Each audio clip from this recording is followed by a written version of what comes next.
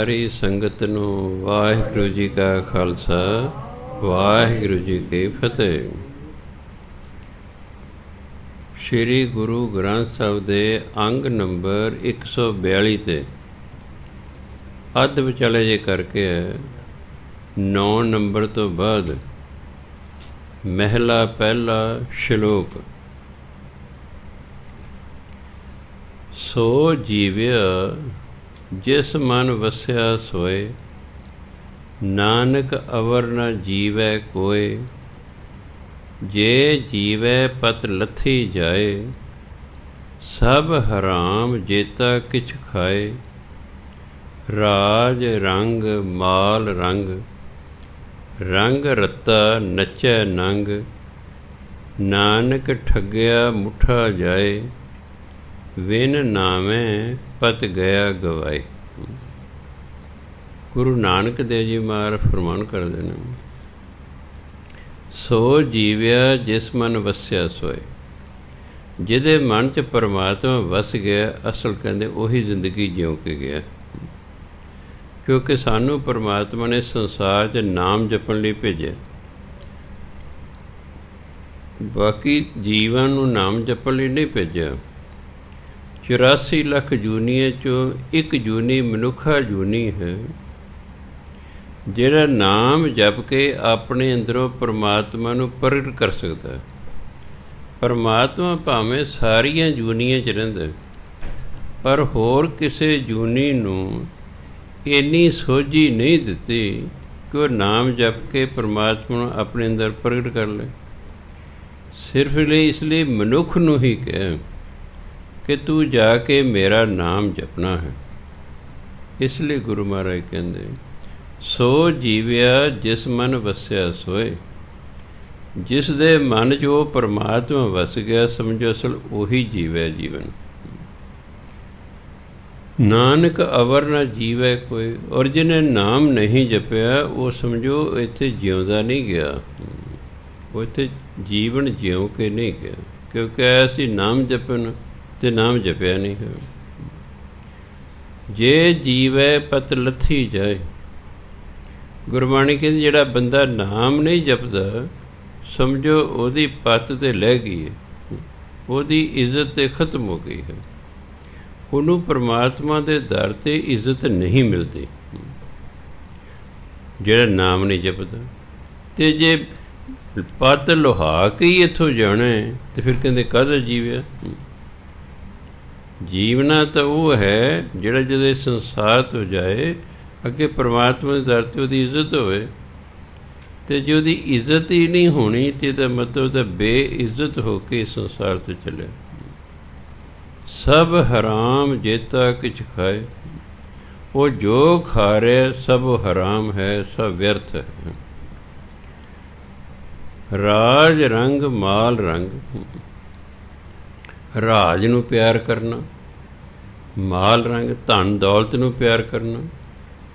ਰੰਗ ਰੱਤਾ ਨਚੈ ਨੰਗ। ਜਿਹੜਾ ਇਸ ਪਿਆਰ ਦੇ ਵਿੱਚ ਰੰਗਿਆ ਹੋਇਆ ਹੈ, ਭਾਵ ਜਿਹਨੂੰ ਰਾਜ ਪਾਗ ਬਹੁਤ ਪਿਆਰਾ ਲੱਗਦਾ ਹੈ, ਜਿਹਨੂੰ ਧਨ ਦੌਲਤ ਬਹੁਤ ਪਿਆਰਾ ਹੈ, ਜਿਹਦਾ ਇਹਨਾਂ ਨਾਲ ਹੀ ਪਿਆਰ ਹੈ। ਨਚੈ ਨੰਗ, ਉਹ ਨੰਗਾ ਹੋ ਕੇ ਨੱਚਦਾ ਹੈ, ਭਾਵ ਉਹ ਬੇਸ਼ਰਮ ਹੋ ਕੇ ਇਸ ਸੰਸਾਰ 'ਚ ਜਿਉਂਦਾ ਹੈ। ਹੋਰ ਤਾਂ ਨੰਗੇ ਨੱਚਣ ਤੋਂ ਭਾਵ ਨਹੀਂ ਕਿ ਕੱਪੜੇ ਲਾਉਂਦਾ ਕੋਈ ਹੋਰ। ਹਾਲਾ ਕਹਿੰਦੇ ਤਾਂ ਬੇਸ਼ਰਮ ਹੈ ਯਾਰ, ਛੱਡ ਪਰ ਇਹਨੂੰ। ਉਹ ਤਾਂ ਬੇਸ਼ਰਮਾਂ ਦੀ ਤਰ੍ਹਾਂ ਇਸ ਸੰਸਾਰ 'ਚ ਰਹਿੰਦਾ ਹੈ। ਕਿਉਂ? ਫਿਰ ਉਹ ਨਾਮ ਨਹੀਂ ਜਪਦਾ। ਅਤੇ ਜਦੋਂ ਇਹਨਾਂ ਚੀਜ਼ਾਂ ਨਾਲ ਪਿਆਰ ਹੋਏਗਾ, ਫਿਰ ਉਹ ਹੇਰਾ ਫੇਰੀਆਂ, ਠੱਗੀਆਂ ਠੋਰੀਆਂ, ਝੂਠ, ਬੜਾ ਕੁਛ ਕਰੇਗਾ। ਫਿਰ ਉਹ ਨਾਨਕ ਠੱਗਿਆ ਮੁੱਠਾ ਜਾਏ। ਇਸ ਲਈ ਇੱਥੋਂ ਠਗੀ ਕੇ, ਇੱਥੋਂ ਲੁਟੀ ਕੇ ਜਾਂਦਾ। ਮੁੱਠਾ ਨੇ ਲੁੱਟਿਆ ਜਾਣਾ। ਉਹ ਜੋ ਜਾਂਦਾ ਸਮਝੋ ਉਹ ਠੱਗਿਆ ਗਿਆ ਹੈ, ਉਹ ਲੁੱਟਿਆ ਗਿਆ ਹੈ। ਕਿਉਂ? ਇਸ ਮਾਇਆ ਨੇ ਉਹਨੂੰ ਠੱਗ ਲਿਆ ਹੈ, ਮਾਇਆ ਨੇ ਉਹਨੂੰ ਲੁੱਟ ਲਿਆ ਹੈ। ਜਿਹੜੇ ਲੁੱਟ ਕਿਸ ਨੂੰ ਲਿਆ? ਜਿਹੜਾ ਦੇ ਕੋਲ ਥੋੜ੍ਹਾ ਬਹੁਤਾ ਨਾਮ ਸੀ, ਉਹ ਮਾਇਆ ਨੇ ਲੁੱਟ ਲਿਆ ਹੈ। ਇਸ ਲਈ ਉਹ ਠੱਗਿਆ ਗਿਆ ਸਮਝੋ। ਵਿਨ ਨਾਮੇ ਪਤ ਗਿਆ ਗਵਾਏ। ਨਾਮ ਤੋਂ ਬਿਨਾਂ ਐਂ ਸਮਝੋ ਉਹ ਇੱਜ਼ਤ ਗਵਾ ਕੇ ਗਿਆ ਹੈ। ਕਿਉਂਕਿ ਪਰਮਾਤਮਾ ਦੇ ਦਰ 'ਤੇ ਸਿਰਫ ਅਤੇ ਸਿਰਫ ਨਾਮ ਜਪਣ ਵਾਲੇ ਦੀ ਇੱਜ਼ਤ ਹੁੰਦੀ। ਉਹਨੂੰ ਕਹਿੰਦੇ ਨੇ ਖਰਾ, ਬਾਕੀ ਸਾਰਿਆਂ ਨੂੰ ਗੁਰਬਾਣੀ ਕਹਿੰਦੀ ਖੋਟੇ। ਖਰੇ ਖਜ਼ਾਨੇ ਪਾਈਆਂ, ਖੋਟੇ ਸਟੀਆਂ ਬਾਹਰ ਬਾਹਰ। ਖੋਟਿਆਂ ਨੂੰ ਦਰਗਾਹ ਦੇ ਵਿੱਚ ਬਾਹਰ ਕੱਢ ਦਿੱਤਾ ਜਾਂਦਾ ਹੈ ਕਿ ਤੂੰ ਨਾਮ ਨਹੀਂ ਜਪ ਕੇ ਆਇਆ। ਕਿਉਂਕਿ ਜਿਸ ਕੰਮ ਲਈ ਆਪਾਂ ਕਿਸੇ ਨੂੰ ਭੇਜਦੇ ਹਾਂ, ਮੰਨ ਲਓ ਉਹ ਕੰਮ ਹੀ ਨਹੀਂ ਉਹ ਕਰਕੇ ਆਇਆ, ਤਾਂ ਫਿਰ ਅਸੀਂ ਉਹਨੂੰ ਝਿੜਕਾਂਗੇ, ਕੁਦਰਤੀ ਗੱਲ ਹੈ। ਪਰਮਾਤਮਾ ਨੇ ਸਾਨੂੰ ਭੇਜਿਆ ਨਾਮ ਜਪਣ ਲਈ। ਉਹਨੂੰ ਪਤਾ ਸੀ ਵੀ ਆ ਕੇ ਬਹਾਨਾ ਬਣਾਉਣਗੇ ਜੀ, ਮੈਨੂੰ ਤਾਂ ਪਤਾ ਨਹੀਂ। ਇਸ ਲਈ ਪਰਮਾਤਮਾ ਨੇ ਸਾਧੂ, ਗੁਰੂ, ਪੈਗੰਬਰ ਸਮੇਂ ਸਮੇਂ 'ਤੇ ਸੰਸਾਰ 'ਤੇ ਭੇਜੇ ਕਿ ਜਾਓ ਜਾ ਕੇ ਇਹਨਾਂ ਨੂੰ ਦੱਸੋ। ਕਿਤੇ ਕਹਿਣਾ ਇਸ ਨੂੰ ਪਤਾ ਹੀ ਨਹੀਂ ਸੀ ਜੀ, ਕਿ ਬੰਦਾ ਫਿਰ ਬਹਾਨੇ ਬਣਾ ਦੇਣਾ, ਮੈਨੂੰ ਤਾਂ ਪਤਾ ਹੀ ਨਹੀਂ ਸੀ ਜੀ। ਜੇ ਮੈਂ ਪਤਾ ਹੁੰਦਾ ਮੈਂ ਤਾਂ ਜਪੀ ਜਾਂਦਾ ਦਿਨ ਰਾਤ। ਇਸ ਲਈ ਪਰਮਾਤਮਾ ਨੇ ਸਾਧੂ ਭੇਜੇ, ਗੁਰੂ ਭੇਜੇ, ਜਿਹੜੇ ਪੈਗੰਬਰ ਭੇਜੇ, ਅਵਤਾਰ ਭੇਜੇ ਕਿ ਜਾਓ ਜਾ ਕੇ ਇਹਨਾਂ ਨੂੰ ਦੱਸੋ ਕਿ ਪਰਮਾਤਮਾ ਨੇ ਤੁਹਾਨੂੰ ਨਾਮ ਜਪਣ ਲਈ ਭੇਜਿਆ ਹੋਇਆ ਹੈ। ਇਸ ਲਈ ਭਾਈ ਨਾਮ ਜਪੋ। ਸੋ ਵਿਨ ਨਾਮੇ ਪਤ ਗਿਆ ਗਵਾਏ। ਇਸ ਲਈ ਨਾਮ ਨਾ ਜਪਣ ਕਰਕੇ ਉਹ ਇੱਜ਼ਤ ਗਵਾ ਕੇ ਜਾਂਦਾ ਹੈ। ਮਹਿਲਾ ਪਹਿਲਾ। ਗੁਰੂ ਨਾਨਕ ਦੇਵ ਜੀ ਕਹਿੰਦੇ, ਕਿਆ ਖਾਧੈ ਕਿਆ ਪੈਦਾ ਹੋਏ, ਜਾਂ ਮਨ ਨਾਹੀ ਸੱਚਾ ਸੋਏ। ਕਿਆ ਮੇਵਾ ਕਿਆ ਘਿਓ ਗੁੜ ਮਿੱਠਾ, ਕਿਆ ਮੈਦਾ ਕਿਆ ਮਾਸ। ਕਿਆ ਕੱਪੜ ਕਿਆ ਸੇਜ ਸੁਖਾਲੀ, ਕੀ ਜਹ ਭੋਗ ਬਿਲਾਸ। ਕਿਆ ਲਸ਼ਕਰ ਕਿਆ ਨੇਬ ਖਵਾਸੀ, ਆਵੈ ਮਹਿਲੀ ਵਾਸ। ਨਾਨਕ ਸੱਚੇ ਨਾਮ ਵਿਣ, ਸਭੇ ਟੋਲ ਵਿਨਾਸ਼। ਕਿਆ ਖਾਧੈ ਕਿਆ ਪੈਦਾ ਹੋਏ। ਪੈਦਾ ਹੁੰਦਾ ਪਹਿਨਣਾ। ਮੰਨ ਲਓ ਕਿਸੇ ਨੇ ਬਹੁਤ ਵਧੀਆ ਖਾ ਲਿਆ, ਬੜਾ ਵਧੀਆ ਪਹਿਨ ਲਿਆ, ਕਿ ਤਾਂ ਕੀ ਹੋਇਆ? ਜਾਂ ਮਨ ਨਾਹੀ ਸੱਚਾ ਸੋਏ। ਜਦੋਂ ਮਨ 'ਚ ਪਰਮਾਤਮਾ ਹੀ ਨਹੀਂ ਵਸਿਆ, ਤਾਂ ਫਿਰ ਉਸ ਖਾਧੇ ਦਾ ਅਤੇ ਉਸ ਪਹਿਨੇ ਦਾ ਕੀ ਫਾਇਦਾ? ਮੰਨ ਲਓ ਪਰਮਾਤਮਾ ਸਾਨੂੰ ਚੰਗਾ ਖਾਣ ਨੂੰ ਦਿੰਦਾ ਹੈ, ਚੰਗਾ ਪਹਿਨਣ ਨੂੰ ਦਿੰਦਾ ਹੈ, ਤਾਂ ਫਿਰ ਸਾਡਾ ਫਰਜ਼ ਬਣਦਾ ਧੰਨਵਾਦ ਵਜੋਂ ਉਹਦਾ ਨਾਮ ਜਪੀਏ। ਪਰ ਬੰਦਾ ਤਾਂ ਕਹਿੰਦਾ ਮੈਨੂੰ ਪਰਮਾਤਮਾ ਥੋੜ੍ਹਾ ਹੀ ਦਿੰਦਾ ਹੈ, ਇਹ ਤਾਂ ਮੈਂ ਆਪ ਮਿਹਨਤ ਕਰਦਾ, ਨੌਕਰੀ ਕਰਦਾ, ਵਪਾਰ ਕਰਦਾ, ਦੁਕਾਨਦਾਰੀ ਕਰਦਾ, ਤਾਂ ਮੈਂ ਚੰਗਾ ਖਾਂਦਾ ਪੀਂਦਾ ਹਾਂ। ਨਹੀਂ, ਧਰਮ ਕਹਿੰਦਾ ਜੋ ਤੁਹਾਨੂੰ ਜੋ ਖਾਣ ਪੀਣ ਨੂੰ ਮਿਲ ਰਿਹਾ ਨਾ, ਇਹ ਪਰਮਾਤਮਾ ਦੀ ਕਿਰਪਾ। ਚੰਗਾ ਖਾਣ ਨੂੰ ਮਿਲ ਰਿਹਾ, ਚੰਗਾ ਪਹਿਨਣ ਨੂੰ ਮਿਲ ਰਿਹਾ। ਜੇ ਕੋਈ ਚੰਗਾ ਖਾ ਵੀ ਲਏ, ਚੰਗਾ ਪਹਿਨ ਵੀ ਲਏ, ਤਾਂ ਇਹਦੇ ਨਾਲ ਕਹਿੰਦੇ ਕੀ ਹੋ ਜਾਏਗਾ ਜੇ ਪਰਮਾਤਮਾ ਦਾ ਨਾਮ ਹੀ ਮਨ 'ਚ ਨਹੀਂ ਵਸਿਆ। ਹਾਂ, ਜੇ ਕੋਈ ਪਰਮਾਤਮਾ ਦਾ ਨਾਮ ਵੀ ਜਪੀ ਜਾਂਦਾ ਅਤੇ ਨਾਲ ਚੰਗਾ ਖਾ ਰਿਹਾ, ਚੰਗਾ ਪਹਿਨ, ਠੀਕ ਹੈ। ਸ਼ਰਤ ਇੱਕ ਹੈ ਕਿ ਉਹ ਦਸਾਂ ਨੌਂ ਦੀ ਕਿਰਤ ਦੇ ਵਿੱਚੋਂ ਖਾ ਪੀ ਪਿਆ ਰਵੇ। ਬਾਣੀ ਕਹਿੰਦੇ ਠੀਕ ਹੈ, ਤੁਸੀਂ ਖਾਓ ਪੀਓ, ਬਾਣੀ ਖਾਣ ਪੀਣ ਤੋਂ ਨਹੀਂ ਰੋਕਦੀ, ਪਰ ਉਹ ਕਹਿੰਦੇ ਵੀ ਨਾਮ ਵੀ ਨਾਲ ਜਪਣਾ, ਜਿਹੜਾ ਖਾਣ ਪੀਣ ਪਹਿਨਣ 'ਤੇ ਨਹੀਂ ਲੱਗੇ ਰਹਿਣਾ, ਨਾਮ ਵੀ ਜਪਣਾ ਹੈ। ਨਹੀਂ ਤਾਂ ਉਹ ਖਾਧਾ ਉਹ ਪਹਿਨਿਆ ਕਿਸੇ ਕੰਮ ਨਹੀਂ ਹੈ। ਜਾਂ ਮਨ ਨਾਹੀ ਸੱਚਾ ਸੋਏ, ਜਦੋਂ ਮਨ 'ਚੋਂ ਪਰਮਾਤਮਾ ਵੀ ਨਹੀਂ ਵਸਿਆ। ਕਿਆ ਮੇਵਾ ਕਿਆ ਘਿਓ ਗੁੜ ਮਿੱਠਾ, ਕਿਆ ਮੈਦਾ ਕਿਆ ਮਾਸ। ਜੇ ਮੇਵਾ ਫਰੂਟ ਨੂੰ ਕਹਿੰਦੇ ਨੇ, ਮੰਨ ਲਓ ਕਿਸੇ ਨੇ ਡਰਾਈ ਫਰੂਟ ਵੀ ਖਾ ਲਏ, ਘਿਓ ਖਾ ਲਿਆ ਹੈ, ਗੁੜ ਖਾ ਲਿਆ ਹੈ, ਹੋਰ ਕੋਈ ਮਿੱਠਾ ਪਦਾਰਥ ਖਾ ਲਿਆ ਹੈ, ਮੈਦੇ ਦੀਆਂ ਬਣੀਆਂ ਹੋਈਆਂ ਚੀਜ਼ਾਂ ਖਾ ਲਈਆਂ ਨੇ, ਮਾਸ ਖਾ ਲਿਆ, ਕਿ ਤਾਂ ਕੀ ਹੋ ਗਿਆ? ਕਿਆ ਕੱਪੜੇ ਪਹਿਨ ਲਏ, ਕਿਆ ਸੇਜ ਸੁਖਾਲੀ, ਸੁੱਖ ਦੇਣ ਵਾਲਾ ਮੰਜਾ ਬਿਸਤਰਾ ਉਹ ਵੀ ਹੈਗਾ। ਕੀਜੈ ਭੋਗ ਬਿਲਾਸ, ਅਤੇ ਭੋਗ ਬਿਲਾਸ ਵੀ ਕਰਦਾ ਹੈ, ਕਿ ਤਾਂ ਕੀ ਹੋ ਗਿਆ? ਕਿਆ ਲਸ਼ਕਰ, ਬੜੀ ਕਹਿੰਦਾ ਫੌਜ ਹੈ ਕੋਲ। ਕਿਆ ਨੇਬ ਖਵਾਸੀ, ਨੇਬ ਖਵਾਸੀ ਹੁੰਦਾ ਨੌਕਰ ਚਾਕਰ। ਕਿਸੇ ਕੋਲ ਬੜੀ ਫੌਜ ਹੋਵੇ, ਬੜੇ ਨੌਕਰ ਚਾਕਰ ਹੋਣ। ਆਵੈ ਮਹਿਲੀ ਵਸ, ਅਤੇ ਮਹਿਲਾਂ ਦੇ ਵਿੱਚ ਵਸਦਾ ਹੋਵੇ। ਨਾਨਕ ਸੱਚੇ ਨਾਮ ਵਿਣ ਸਭੇ ਟੋਲ ਵਿਨਾਸ਼। ਟੋਲ ਹੁੰਦਾ ਪਦਾਰਥ, ਵਿਨਾਸ਼ ਦਾ ਨਾਸ਼ ਹੋ ਜਾਣ ਵਾਲੇ। ਕਹਿੰਦੇ ਪਰਮਾਤਮਾ ਦੇ ਨਾਮ ਤੋਂ ਬਿਨੇ ਸਾਰੇ ਪਦਾਰਥ ਨਾਸ਼ ਹੋਵਾਨ ਹਨ। ਕਹਿੰਦੇ ਇਹਨਾਂ ਨੂੰ ਖਾਣ ਪੀਣ ਪਹਿਨਣ ਨਾਲ ਨਹੀਂ ਗੱਲ ਬਣਨੀ, ਨਾਲ ਨਾਮ ਵੀ ਜਪਣਾ ਪਰਮਾਤਮਾ ਦਾ। ਕਹਿੰਦੇ ਜੇ ਨਾਮ ਨਹੀਂ ਜਪਿਆ ਇਹ ਸਭ ਵਿਅਰਥ ਨੇ। ਸੋ ਜਿੱਥੇ ਅਸੀਂ ਵਧੀਆ ਘਰ 'ਚ ਰਹਿਣਾ ਹੈ, ਵਧੀਆ ਖਾਣਾ ਪੀਣਾ ਹੈ, ਵਧੀਆ ਪਹਿਨਣਾ ਹੈ, ਵਧੀਆ ਆਵਾਜ਼ਾਂ ਦੇ ਸਾਧਨ ਰੱਖਣੇ ਨੇ, ਉੱਥੇ ਪਰਮਾਤਮਾ ਦਾ ਨਾਮ ਵੀ ਜਪਣਾ ਹੈ। ਸਗੋਂ ਧੰਨਵਾਦ ਵਜੋਂ ਜ਼ਿਆਦਾ ਜਪਣਾ ਹੈ। ਚਲੋ ਕਿ ਗਰੀਬ ਹੈ ਉਹ ਤਾਂ ਕਹਿ ਦਿੰਦਾ ਪਰਮਾਤਮਾ ਤੂੰ ਮੈਨੂੰ ਕੁਝ ਦਿੱਤਾ ਹੀ ਨਹੀਂ, ਮੈਨੂੰ ਤਾਂ ਰੋਟੀ ਦੇ ਲਾਲੇ ਪੈ ਨੇ, ਮੈਂ ਤੇਰਾ ਨਾਮ ਕਿੱਥੋਂ ਜਪਾਂ। ਪਰ ਜਿਨ੍ਹਾਂ ਨੂੰ ਪਰਮਾਤਮਾ ਨੇ ਦਿੱਤਾ ਹੋਇਆ ਹੈ ਉਹਨਾਂ ਦਾ ਤਾਂ ਫਰਜ਼ ਬਣਦਾ ਨੇ ਵੀ ਭਾਈ ਬਹੁਤ ਦਾਤੇ ਨੇ ਦਿੱਤਾ, ਬੜੀ ਕਿਰਪਾ ਹੈ, ਉਹਨੂੰ ਵੱਧ ਤੋਂ ਵੱਧ ਸ਼ੁਕਰਾਨੇ ਵਜੋਂ ਨਾਮ ਜਪਣਾ ਚਾਹੀਦਾ। ਅਸੀਂ ਸ਼ੁਕਰਾਨੇ ਵਜੋਂ ਬਾਣੀ ਨਹੀਂ ਪੜ੍ਹਦੇ, ਨਾਮ ਨਹੀਂ ਜਪਦੇ, ਅਸੀਂ ਤਾਂ ਕੁਝ ਮੰਗਣ ਲਈ ਜਪਦੇ ਹਾਂ। ਉਹ ਕਹਿੰਦਾ ਮੈਂ ਤੁਹਾਨੂੰ ਇੰਨਾ ਦਿੱਤੇ ਤਾਂ ਤੁਸੀਂ ਸ਼ੁਕਰਾਨੇ ਹੀ ਨਹੀਂ ਕਰਦੇ, ਹੋਰ ਹੋਰ ਹੋਰ ਹੋਰ ਮੰਗੀ ਜਾਂਦੇ। ਜੋ ਮਿਲਿਆ ਪਹਿਲਾਂ ਉਹਦਾ ਧੰਨਵਾਦ ਕਰਨਾ ਚਾਹੀਦਾ ਵੀ ਸੱਚੇ ਪਾਤਸ਼ਾਹ ਤੇਰੀ ਬੜੀ ਕਿਰਪਾ, ਤੂੰ ਮੈਨੂੰ 10 ਚੀਜ਼ਾਂ ਦਿੱਤੀਆਂ, 11ਵੀਂ ਵੀ ਦੇ ਦੇ। ਜੇ 11ਵੀਂ ਨਹੀਂ ਦਿੰਦਾ ਫਿਰ ਗੁਰਬਾਣੀ 10 ਵਸਤੂ ਲੈ ਪਾਛੇ ਪਾਵੇ, ਇੱਕ ਕਾਰਨ ਵਿਖੋਟ ਕਵਾਵੇ। 10 ਚੀਜ਼ਾਂ ਲੈ ਕੇ ਉਹਨੂੰ ਭੁੱਲ ਜਾਂਦਾ। 11ਵੀਂ ਨਹੀਂ ਦਿੱਤੀ ਫਿਰ ਰੱਬ ਨਾਲ ਵਿਗੜ ਜਾਂਦੀ ਉਹਦੀ, ਕੋਈ ਰੱਬ ਰੂਪ ਨਹੀਂ ਹੈ, ਇਹ ਤਾਂ ਜੀ ਮੰਨਦੇ ਹੀ ਨਹੀਂ ਸਾਡੀ ਗੱਲ ਬੜੀ। ਉਹ ਜਿਹੜੇ ਪਹਿਲਾਂ ਦਿੱਤੀਆਂ 10 ਉਹ ਐਵੇਂ ਗਈਆਂ।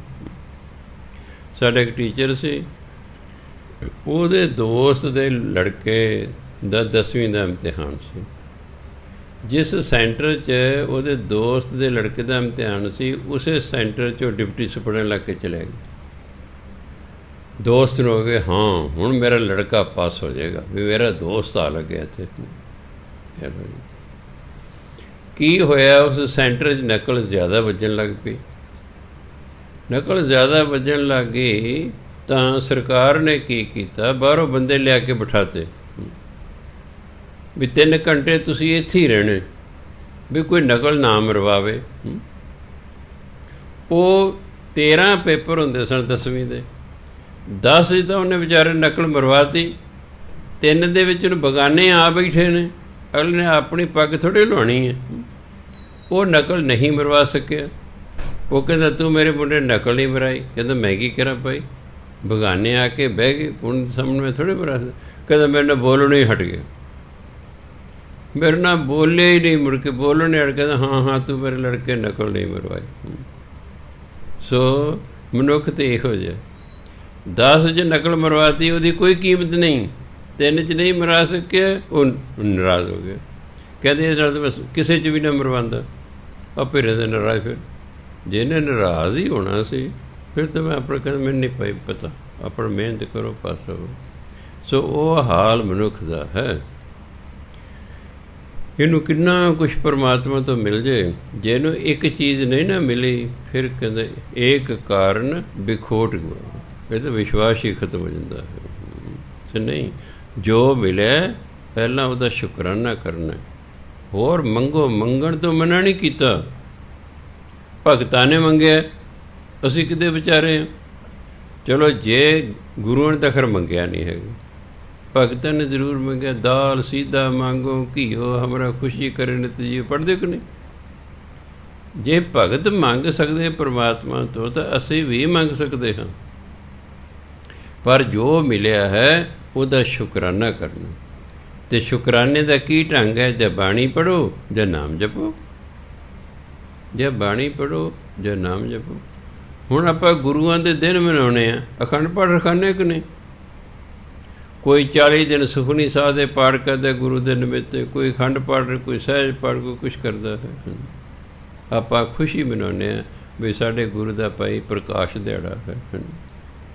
ਸੋ ਪਾਠ ਕਰੇ ਉਂਝ ਨਹੀਂ ਕਹਿੰਦੇ ਵਧਾਈਆਂ ਜੀ ਬਾਬਾ ਗੁਰੂ ਮਹਾਰਾਜ ਤੁਹਾਨੂੰ ਵਧਾਈਆਂ ਜੀ ਤੁਹਾਡੇ ਜਨਮ ਦਿਨ ਦੀਆਂ। ਉਹ ਕਹਿੰਦਾ ਕੀਤਾ ਕੀ ਹੈ ਤੁਸੀਂ?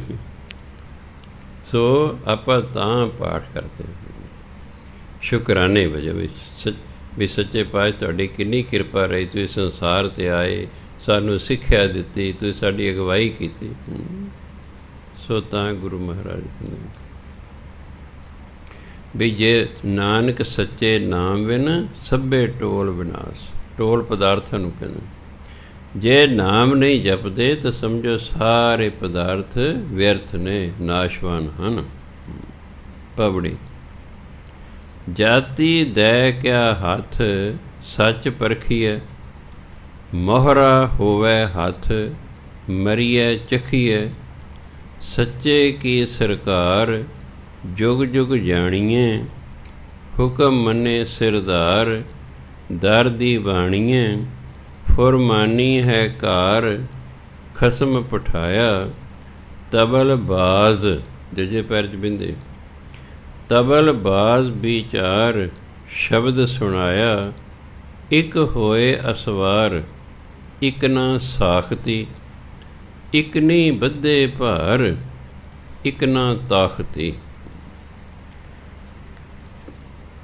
ਕਹਿੰਦੇ ਮੰਨ ਲਓ ਤੁਹਾਡੇ ਹੱਥ 'ਚ ਮੋਹਰ ਹੈ, ਇੱਥੇ ਜ਼ਹਿਰ ਕਹਿੰਦੇ ਸੀ ਇੰਡੀਆ 'ਚ, ਪਾਕਿਸਤਾਨ ਜ਼ਹਿਰ ਨੂੰ ਕੀ ਕਹਿੰਦੇ ਸੀ? ਮੋਹਰਾ। ਹਾਂ, ਇਹ ਜਿਹੜੇ ਉਹ ਜੀ ਜ਼ਹਿਰ ਖਾ ਕੇ ਮਰ ਗਿਆ, ਉੱਥੇ ਕਹਿੰਦੇ ਸੀ ਮੋਹਰਾ ਖਾ ਕੇ ਮਰ ਗਿਆ। ਹੁਣ ਮੰਨ ਲਓ ਇੱਕ ਪੰਡਿਤ ਹੈ, ਉਧਰ ਇੱਕ ਜਿਹੜਾ ਹੈ ਹਰੀਜਨ ਹੈ, ਦੋਨਾਂ ਨੇ ਜ਼ਹਿਰ ਖਾ ਲਈ। ਇਹ ਨਹੀਂ ਕਿ ਪੰਡਿਤ ਜਾਂ ਖੱਤਰੀ ਉੱਚੀ ਜਾਤ ਦੇ ਵੱਜਣਗੇ ਅਤੇ ਉਹ ਵੀ ਹਰੀਜਨ ਮਰ ਜਾਏਗਾ, ਨਹੀਂ, ਜਾਤ ਦੇ ਵੱਸ 'ਚ ਕੁਛ ਨਹੀਂ ਹੈ। ਇਸ ਲਈ ਜਾਤ ਦਾ ਹੰਕਾਰ ਕਰਨਾ ਫਜ਼ੂਲ ਹੈ। ਜਾਤੀ ਦੈ ਕਿਆ ਹੱਥ ਸੱਚ ਪਰਖੀ, ਉੱਥੇ ਜਾਤ ਪਾਤ ਨਹੀਂ ਕਿਸੇ ਨੇ ਵੇਖਣੀ, ਉਸ ਉੱਤੇ ਵੇਖਣਾ ਕਿ ਕੀ ਤੁਸੀਂ ਜੀਵਨ ਜਿਹੜਾ ਸੱਚ ਅਨੁਸਾਰ ਜੀਵਿਆ, ਕੀ ਤੁਸੀਂ ਸਹੀ ਜੀਵਨ ਜਿਵਿਆ, ਕੀ ਤੁਸੀਂ ਨਾਮ ਜਪਿਆ। ਇਸ ਗੱਲ ਦੀ ਪਰਖ ਹੋਣੀ, ਅਤੇ ਸਾਡੇ ਕਰਮਾਂ ਦੀ ਪਰਖ ਹੋਣੀ ਹੈ, ਉੱਥੇ ਜਾਤ ਪਾਤ ਦੀ ਨਹੀਂ ਹੋਣੀ। ਪਰਮਾਤਮਾ ਤਾਂ ਜਾਤਾਂ ਬਣਾਈਆਂ ਹੀ ਨਹੀਂ, ਜੇ ਉਹਨੇ ਜਾਤ ਪਾਤ ਬਣਾਈ ਹੁੰਦੀ ਫਿਰ ਤਾਂ ਉੱਥੇ ਕੋਈ ਗੱਲ ਬਣ ਸਕਦੀ ਸੀ ਵੀ। ਇਹ ਤਾਂ ਮਨੁੱਖ ਨੇ ਮਗਰੋਂ ਸਹੂਲਤ ਲਈ ਜਾਤ ਪਾਤ ਬਣਾਈ। ਐਕਚੁਅਲੀ ਇਹ ਕੰਮਾਂ ਦੀ ਵੰਡ ਸੀ ਬਈ ਜਿਹੜਾ ਭਾਈ ਵਿੱਦਿਆ ਪੜ੍ਹੇਗਾ ਪੜ੍ਹਾਏਗਾ ਉਹਨੂੰ ਕਹਿੰਦੇ ਨੇ ਬ੍ਰਾਹਮਣ, ਜਿਵੇਂ ਅੱਜ ਕੱਲ੍ਹ ਟੀਚਰ ਕਹਿੰਦੇ, ਮਾਸਟਰ ਕਹਿੰਦੇ ਨੇ। ਜਿਹੜਾ ਆਪਣੀ ਅਤੇ ਦੇਸ਼ ਦੀ ਰੱਖਿਆ ਕਰੇਗਾ ਉਹ ਹੋਏਗਾ ਕਸ਼ਤਰੀ, ਜਿਵੇਂ ਅੱਜ ਕੱਲ੍ਹ ਫੌਜੀ ਹੁੰਦੇ ਨੇ। ਜਿਹੜਾ ਆਪਣਾ ਅਤੇ ਸਮਾਜ ਦਾ ਪੇਟ ਭਰੇਗਾ ਉਹ ਹੋਵੇਗਾ ਵੈਸ਼, ਜਿਵੇਂ ਜੱਟ ਅਤੇ ਆਉਂਦੇ ਨੇ ਬਾਣੀਏ, ਇਹ ਵੈਸ਼ ਨੇ। ਜਿਹੜਾ ਦੂਜਿਆਂ ਦੀ ਸੇਵਾ ਕਰੇਗਾ ਉਹਨੂੰ ਕਹਿੰਦੇ ਸ਼ੂਦਰ। ਐਕਚੁਅਲੀ ਇਹ ਕੰਮਾਂ ਦੀ ਵੰਡ ਕੀਤੀ ਗਈ ਸੀ। ਸੈਂਕੜੇ ਸਾਲ ਬੀਤਣ ਤੋਂ ਬਾਅਦ ਇਹ ਵੰਡ ਜਾਤ ਪਾਤ ਹੋ ਗਈ। ਫਿਰ ਪਹਿਲਾਂ ਤੁਸੀਂ ਕੰਮ ਬਦਲ ਸਕਦੇ ਸੀ, ਫਿਰ ਉਹ ਤੁਸੀਂ ਕੰਮ ਨਹੀਂ ਸੀ, ਕਿਉਂ ਪੱਕਾ ਹੋ ਗਿਆ। ਬਸ ਬ੍ਰਾਹਮਣ ਦੇ ਘਰ ਬ੍ਰਾਹਮਣ ਹੀ ਪੈਦਾ ਹੋਏਗਾ, ਜੱਟ ਦੇ ਘਰ ਜੱਟ ਹੀ ਪੈਦਾ ਹੋਏਗਾ, ਵੈਸ਼ ਦੇ ਘਰ ਵੈਸ਼ ਪੈਦਾ ਹੋਏਗਾ, ਖੱਤਰੀ ਦੇ ਘਰ ਖੱਤਰੀ ਪੈਦਾ ਹੋਏਗਾ, ਚਾਹੇ ਉਹਨੂੰ ਤਲਵਾਰ ਵੀ ਨਾ ਚੱਕਣੀ ਵੀ ਨਾ ਹੋਵੇ। ਇਹ ਜਾਤਾਂ ਬਣ ਗਈਆਂ। ਜਾਤਾਂ ਕਾਰਨ ਫਿਰ ਕੁਝ ਲੋਕਾਂ ਨੇ ਇਹ ਕਹਿਤਾ ਅਸੀਂ ਉੱਚੀ ਜਾਤ ਦੇ ਹਾਂ, ਅਸੀਂ ਉੱਚੀ ਜਾਤ ਦੇ। ਦੂਜਿਆਂ ਨੇ ਕਹਿ ਤੁਸੀਂ ਨੀਵੀਂ ਜਾਤ ਦੇ ਹੋ। ਸਮਾਂ ਪਾ ਕੇ ਲੋਕਾਂ ਨੇ ਇਸ ਨੂੰ ਮੰਨ ਲਿਆ ਜੀ। ਜਦੋਂ ਬਹੁਤੇ ਲੋਕ ਕਿਸੇ ਗੱਲ ਨੂੰ ਮੰਨਣ ਲੱਗ ਜਾਂਦੇ ਉਹ ਸਵੀਕਾਰ ਹੋ ਜਾਂਦੀ ਹੈ। ਸੋ ਧਰਮ ਕਹਿੰਦਾ ਜਾਤ ਪਾਤ ਪਰਮਾਤਮਾ ਨੇ ਨਹੀਂ ਬਣਾਈ, ਇਹ ਤਾਂ ਮਨੁੱਖ ਨੇ ਬਣਾਈ ਹੈ। ਇਸ ਲਈ ਪਰਮਾਤਮਾ ਦੇ ਦਰ 'ਤੇ ਜਾ ਕੇ ਇਸ ਉੱਚੀ ਜਾਤ ਦੀ ਕੋਈ ਕੀਮਤ ਨਹੀਂ ਹੈ। ਜਾਤੀ ਦੈ ਕਿਆ ਹੱਥ ਸੱਚ ਪਰਖੀਐ, ਉੱਥੇ ਜਾਤ ਨਹੀਂ ਕਿਸੇ ਨੇ ਪੁੱਛਣੀ, ਉੱਥੇ ਤਾਂ ਸੱਚ ਅਨੁਸਾਰ ਉਹਨੂੰ ਪਰਖਿਆ ਜਾਣਾ ਹੈ। ਮੋਹਰਾ ਹੋਵੇ ਹੱਥ ਮਰੀਐ ਚਖੀ, ਕਹਿੰਦੇ ਕਿਸੇ ਵੀ ਜਾਤ ਦਾ ਬੰਦਾ ਹੋਵੇ, ਜੇ ਉਹਦੇ ਹੱਥ 'ਚ ਜ਼ਹਿਰ ਹੈ ਚਖੀਏ, ਅਤੇ ਜੇ ਉਸ ਜ਼ਹਿਰ ਨੂੰ ਖਾਂਦਾ ਹੈ ਮਰੀਏ ਤਾਂ ਫਿਰ ਮਰੇਗਾ, ਫਿਰ ਉਹ ਮਰੇਗਾ। ਜ਼ਹਿਰ ਕੋਈ ਵੀ ਖਾਓ, ਅਮੀਰ ਖਾਓ, ਗਰੀਬ ਖਾਓ, ਉੱਚੀ ਜਾਤ ਦਾ ਖਾਓ, ਨੀਵੀਂ ਜਾਤ ਦਾ ਖਾਓ, ਉਹਨੇ ਤਾਂ ਮਰਨਾ ਹੀ ਮਰਨਾ। ਸੱਚੇ ਕੀ ਸਰਕਾਰ ਜੁਗ ਜੁਗ ਜਾਣੀ। ਇੱਥੇ ਸਰਕਾਰ ਤੋਂ ਮਤਲਬ ਅਸੂਲ, ਇਹ ਜਿਹੜਾ ਅਸੂਲ ਹੈ ਪਰਮਾਤਮਾ ਦਾ ਹੈ ਕਿ ਭਾਈ ਜਿਹੜਾ ਮੋਹਰਾ ਖਾਏਗਾ ਉਹ ਮਰੇਗਾ, ਜਾਤ ਭਾਵੇਂ ਕਿਸੇ ਦਾ ਹੋਵੇ। ਹਰ ਯੁੱਗ ਦੇ ਵਿੱਚ ਇਹ ਗੱਲ ਜਾਣੀ ਜਾਂਦੀ ਹੈ ਕਿ ਉੱਥੇ ਜਿਹੜਾ ਹੈ, ਜਿਹੜਾ ਇਨਸਾਫ ਹੈ ਉਹ ਜਾਤ ਪਾਤ ਅਨੁਸਾਰ ਨਹੀਂ ਹੋਣਾ, ਉੱਥੇ ਸਾਡੇ ਕਰਮਾਂ ਅਨੁਸਾਰ ਹੋਣਾ ਹੈ। ਸਰਕਾਰ ਤੋਂ ਭਾਵੇਂ ਸਰਕਾਰ ਪਰਮਾਤਮਾ ਦੀ ਸਰਕਾਰ ਹੈ, ਪਰਮਾਤਮਾ ਦੀ ਚੱਲਦੀ ਹੈ ਹਕੂਮਤ ਹੈ ਉਹਦੀ। ਹੁਕਮ ਮੰਨੇ ਸਿਰਦਾਰ ਦਰ ਦੀ ਬਾਣੀ। ਇੱਕ ਹੁੰਦਾ ਸਰਦਾਰ, ਇੱਕ ਹੁੰਦਾ ਸਰਦਾਰ। ਸਿੱਖਾਂ ਦੇ ਵਿੱਚ ਇੱਕ ਨੂੰ ਹੀ ਸਰਦਾਰ ਦਾ ਖਿਤਾਬ ਦਿੱਤਾ ਸੀ। ਸਰਦਾਰ ਕਪੂਰ ਸਿੰਘ IAS ਅਫਸਰ ਸਨ, ਬੜੇ ਵੱਡੇ ਵਿਦਵਾਨ ਸਨ ਉਹ। ਹਾਂਜੀ, ਉਹਦੀ ਵਿਦਵਤਾ ਨੂੰ ਵੇਖ ਕੇ ਉਹਨੂੰ ਫਿਰ ਸਿੱਖ ਕੌਮ ਨੇ ਸਰਦਾਰ ਦਾ ਖਿਤਾਬ ਦਿੱਤਾ। ਸਰਦਾਰ ਕਪੂਰ ਸਿੰਘ ਲਿਖਦਾ ਸੀ ਉਹਨੂੰ। ਲਿਖਦੇ ਆਪਾਂ ਤਾਂ ਸਰਦਾਰ ਫਲਾਣਾ ਸਿੰਘ ਲਿਖਦੇ, ਉਹ ਅਸੀਂ ਸੱਸੇ ਨੂੰ ਸਿਹਾਰੀ ਲਾ ਕੇ, ਜਿਹੜੇ ਮਹਾਨ ਲੋਕ ਹੁੰਦੇ ਗ੍ਰੇਟ, ਉਹ ਸਰਦਾਰ ਹੁੰਦੇ ਨੇ। ਹੁਕਮ ਮੰਨੇ ਸਰਦਾਰ ਦਰ ਦੀ ਬਾਣੀ ਹੈ। ਪਰਮਾਤਮਾ ਦੇ ਦਰ 'ਤੇ ਜਾ ਕੇ, ਦੀ ਬਾਣੀ ਹੈ ਪਰਮਾਤਮਾ ਦੇ ਦਰਬਾਰ 'ਚ ਜਾ ਕੇ ਜਿਹੜਾ ਪਰਮਾਤਮਾ ਦਾ ਹੁਕਮ ਮੰਨਦਾ ਨਾ, ਉਹੀ ਸਰਦਾਰ ਹੈ, ਉਹੀ ਮੁਖੀ ਹੈ, ਉਹੀ ਵੱਡਾ ਹੈ, ਉਹੀ ਮਹਾਨ ਹੈ। ਇੱਥੇ ਭਾਵੇਂ ਵੱਡਾ ਨਾਮ ਵੀ ਹੋਵੇ, ਮਹਾਨ ਨਾਮ ਵੀ ਹੋਵੇ, ਪਰ ਜਿਹੜਾ ਪਰਮਾਤਮਾ ਦੇ ਹੁਕਮ ਨੂੰ ਮੰਨਦਾ, ਪਰਮਾਤਮਾ ਦਰਬਾਰ 'ਚ ਜਾ ਕੇ ਉਹੀ ਸਰਦਾਰ ਹੈ। ਫੁਰਮਾਨੀ ਹੈ ਕਾਰ ਖਸਮ ਪਠਾਏ। ਕਾਰ ਬਣੇ ਕੰਮ, ਪਰਮਾਤਮਾ ਨੇ ਭੇਜਿਆ ਅਤੇ ਨਾਲ ਫੁਰਮਾਨ ਕੀਤਾ, ਹੁਕਮ ਕੀਤਾ ਕਿ ਤੂੰ ਆਹ ਕਾਰ ਕਰਨੀ ਹੈ, ਤੂੰ ਇਹ ਨਾਮ ਜਪਣ ਦਾ ਕੰਮ ਕਰਨਾ। ਇਹ ਫੁਰਮਾਨ ਕੀਤਾ, ਆਰਡਰ ਨੂੰ ਕਹਿੰਦੇ ਨੇ। ਤਬਲਬਾਜ਼ ਵਿਚਾਰ ਸ਼ਬਦ ਸੁਣਾ। ਤਬਲਬਾਜ਼ ਹੁੰਦਾ ਨਗਾਰ 'ਚ ਜਿਹੜਾ ਨਗਾਰਾ ਵਜਾਉਂਦਾ ਹੈ, ਭਾਵ ਇੱਥੇ ਗੁਰੂ ਤੋਂ। ਗੁਰੂ ਮਹਾਰਾਜ ਦੇ ਢੰਡੋਰਾ ਕੇ ਦਿੰਦੇ ਨੇ, ਸੰਤ ਮਹਾਰਾਜ ਦੀਵਾਨ ਲਾਲ ਕੇ ਢੰਡੋਰਾ ਦਿੰਦੇ ਨੇ, ਭਾਈ ਗੁਰੂ ਵਾਲੇ ਹੋ ਜਾਓ ਨਾਮ ਜਪੋ, ਗੁਰੂ ਵਾਲੇ ਹੋ ਜਾਓ ਨਾਮ ਜਪੋ। ਜੋ ਸ਼ਬਦ ਸੁਣਾਇਆ, ਜੋ ਪਰਮਾਤਮਾ ਦੀ ਵਿਚਾਰ ਸੀ, ਉਹ ਗੁਰਬਾਣੀ ਰਾਹੀਂ ਕਹਿੰਦੇ ਗੁਰੂ ਮਹਾਰਾਜ ਨੇ ਆ ਕੇ ਸੰਸਾਰ ਨੂੰ ਸੁਣਾਇਆ ਕਿ ਭਾਈ ਪਰਮਾਤਮਾ ਦਾ ਆਹ ਹੁਕਮ ਹੈ। ਬਾਣੀ ਜਿਹੜੀ ਹੈ ਇਹ ਸਾਰਾ ਪਰਮਾਤਮਾ ਦਾ ਹੁਕਮ ਹੈ। ਹੁਕਮ ਦੇ ਵਿੱਚ ਦੋ ਚੀਜ਼ਾਂ ਹੁੰਦੀਆਂ ਹਮੇਸ਼ਾ, ਕੁਝ ਕਰਨ ਲਈ ਕਿਹਾ ਜਾਂਦਾ ਹੈ, ਕੁਝ ਨਾ ਕਰਨ ਲਈ ਕਿਹਾ ਜਾਂਦਾ। ਮੰਨ ਲਓ ਤੁਹਾਡਾ ਬੱਚਾ ਰੌਲਾ ਪਾ ਰਿਹਾ, ਤੁਸੀਂ ਰੌਲਾ ਨਾ ਪਾਓਏ, ਰੋਕ ਦਿਓ। ਕਿਸੇ ਕੰਮ ਨੂੰ ਤੁਸੀਂ ਕਹਿੰਦੇ ਹੋ ਉਸਨੂੰ, ਭਾਈ ਕਾਕਾ ਮਿਹਨਤ ਕਰ, ਚੰਗੇ ਨੰਬਰ ਆ ਜਾਣਗੇ। ਹੁਕਮ ਦੇ ਵਿੱਚ ਦੋ ਚੀਜ਼ਾਂ ਹੁੰਦੀਆਂ, ਕਿਸੇ ਕਿਹਾ ਜਾਂਦਾ ਵੀ ਆਹ ਕਰ, ਕਿਸੇ ਕਿਹਾ ਜਾਂਦਾ ਨਾ ਕਰ। ਗੁਰਬਾਣੀ 'ਚ ਦੋ ਹੀ ਗੱਲਾਂ ਨੇ, ਆਹ ਕੰਮ ਕਰ, ਆਹ ਨਾ ਕਰ। ਅਤੇ ਜਿਹੜਾ ਫਿਰ ਜੋ ਕੰਮ ਕਿਹਾ ਜਾਂਦਾ ਕਰਦਾ, ਅਤੇ ਜਿਸ ਤੋਂ ਰੋਕਿਆ ਜਾਂਦਾ ਰੁਕ ਜਾਂਦਾ, ਉਹ ਮੌਜਾਂ ਕਰਦਾ। ਉਹ ਇਸ ਸੰਸਾਰ 'ਚ ਮੌਜਾਂ ਕਰਦਾ, ਅੱਗੇ ਵੀ ਮੌਜਾਂ ਕਰਦਾ, ਕਿਉਂਕਿ ਸੁਖੀ ਤਾਂ ਤਾਂ ਹੀ ਰਹੇਗਾ ਜੇ ਸ਼ੁਭ ਕਰਮ ਕਰੇਗਾ। ਜੇ ਕੰਮ ਹੀ ਪੁੱਠੇ ਕਰਨੇ ਨੇ, ਫਿਰ ਤਾਂ ਜ਼ਿੰਦਗੀ ਦੁੱਖ ਆਉਣੇ ਹੀ ਆਉਣੇ ਹਨ। ਆਹ ਜੇਲਾਂ ਭਰੀਆਂ ਹੋਈਆਂ ਨੇ, ਕਿਹਨਾਂ ਨਾਲ ਭਰੀਆਂ ਨੇ? ਜਿਨ੍ਹਾਂ ਨੇ ਬਾਣੀ ਦਾ ਹੁਕਮ ਨਹੀਂ ਮੰਨੇ, ਆਪਣੀ ਮਰਜ਼ੀ ਕੀਤੀ, ਆਪਣੀ ਮਰਜ਼ੀ ਕੀਤੀ, ਫੜੇ ਗਏ ਪਏ। ਸੋ ਤਾਂ ਕਹਿੰਦੇ ਪਰਮਾਤਮਾ ਨੇ ਇਹ ਹੁਕਮ ਕੀਤਾ ਹੋਇਆ ਕਿ ਆਹ ਕੰਮ ਕਰਨ ਲਈ ਮੈਂ ਤੁਹਾਨੂੰ ਭੇਜ ਰਿਹਾ। ਫਿਰ ਇਸ ਲਈ ਵੀ ਇਹਨਾਂ ਨੂੰ ਭੁੱਲ ਭੁਲਾ ਨਾ ਜਾਵੇ, ਇਹ ਬਹਾਨੇ ਨਾ ਕਿਤੇ ਬਣਾਉਣ, ਗੁਰੂ ਭੇਜਦੇ। ਅਤੇ ਉਹ ਜਿਹੜੇ ਪਰਮਾਤਮਾ ਵਿਚਾਰ ਸੀ, ਪਰਮਾਤਮਾ ਹੁਕਮ ਸੀ, ਉਹ ਸ਼ਬਦ ਰਾਹੀਂ, ਗੁਰਬਾਣੀ ਰਾਹੀਂ ਉਹਨਾਂ ਨੇ ਆ ਕੇ ਸੰਸਾਰ ਨੂੰ ਸੁਣਾਇਆ। ਹੁਣ ਜਿਹਨਾਂ ਨੇ ਸੁਣ ਲਿਆ, ਕਹਿੰਦੇ ਜਿਹਨਾਂ ਸੁਣ ਲਿਆ, ਇੱਕ ਹੋਏ ਅਸਵਾਰ, ਇੱਕ ਮੈਨੇ ਕਈ। ਜਦੋਂ ਕੱਕੇ ਨੂੰ ਸਿਹਾਰੀ ਲੱਗੀ ਹੋਵੇ, ਇਹ ਬਹੁਵਚਨ ਹੋ ਜਾਂਦਾ। ਕਈ ਤੇ ਸਵਾਰ ਹੋ ਗਏ, ਤਿਆਰ ਹੋ ਗਏ ਵੀ ਠੀਕ ਹੈ, ਜਪਦੇ ਹਾਂ ਜੀ ਨਾਮ। ਇੱਕ ਨਾ ਸਾਖਤੀ, ਸਾਖਤੀ ਫਾਰਸੀ ਦਾ ਸ਼ਬਦ ਹੈ, ਤਿਆਰੀ ਕਰਨਾ। ਅਤੇ ਕਈ ਤਿਆਰੀ ਕਰਨ ਲੱਗ ਪਏ ਵੀ ਹਾਂ ਕਰਦੇ ਹਾਂ ਜੀ ਆਪਾਂ। ਕਈ ਤਾਂ ਤਿਆਰ ਹੋ ਗਏ, ਕਈ ਤਿਆਰੀ ਕਰ ਰਹੇ ਨੇ। ਇੱਕ ਨਹੀਂ ਬੱਧੇ, ਪਰ ਕਈਆਂ ਨੇ ਸਮਾਨ ਬੰਨ੍ਹ ਲਿਆ ਹੈ। ਭਾਰ ਪੰਡਣ ਨੂੰ ਕਹਿੰਦੇ ਨੇ।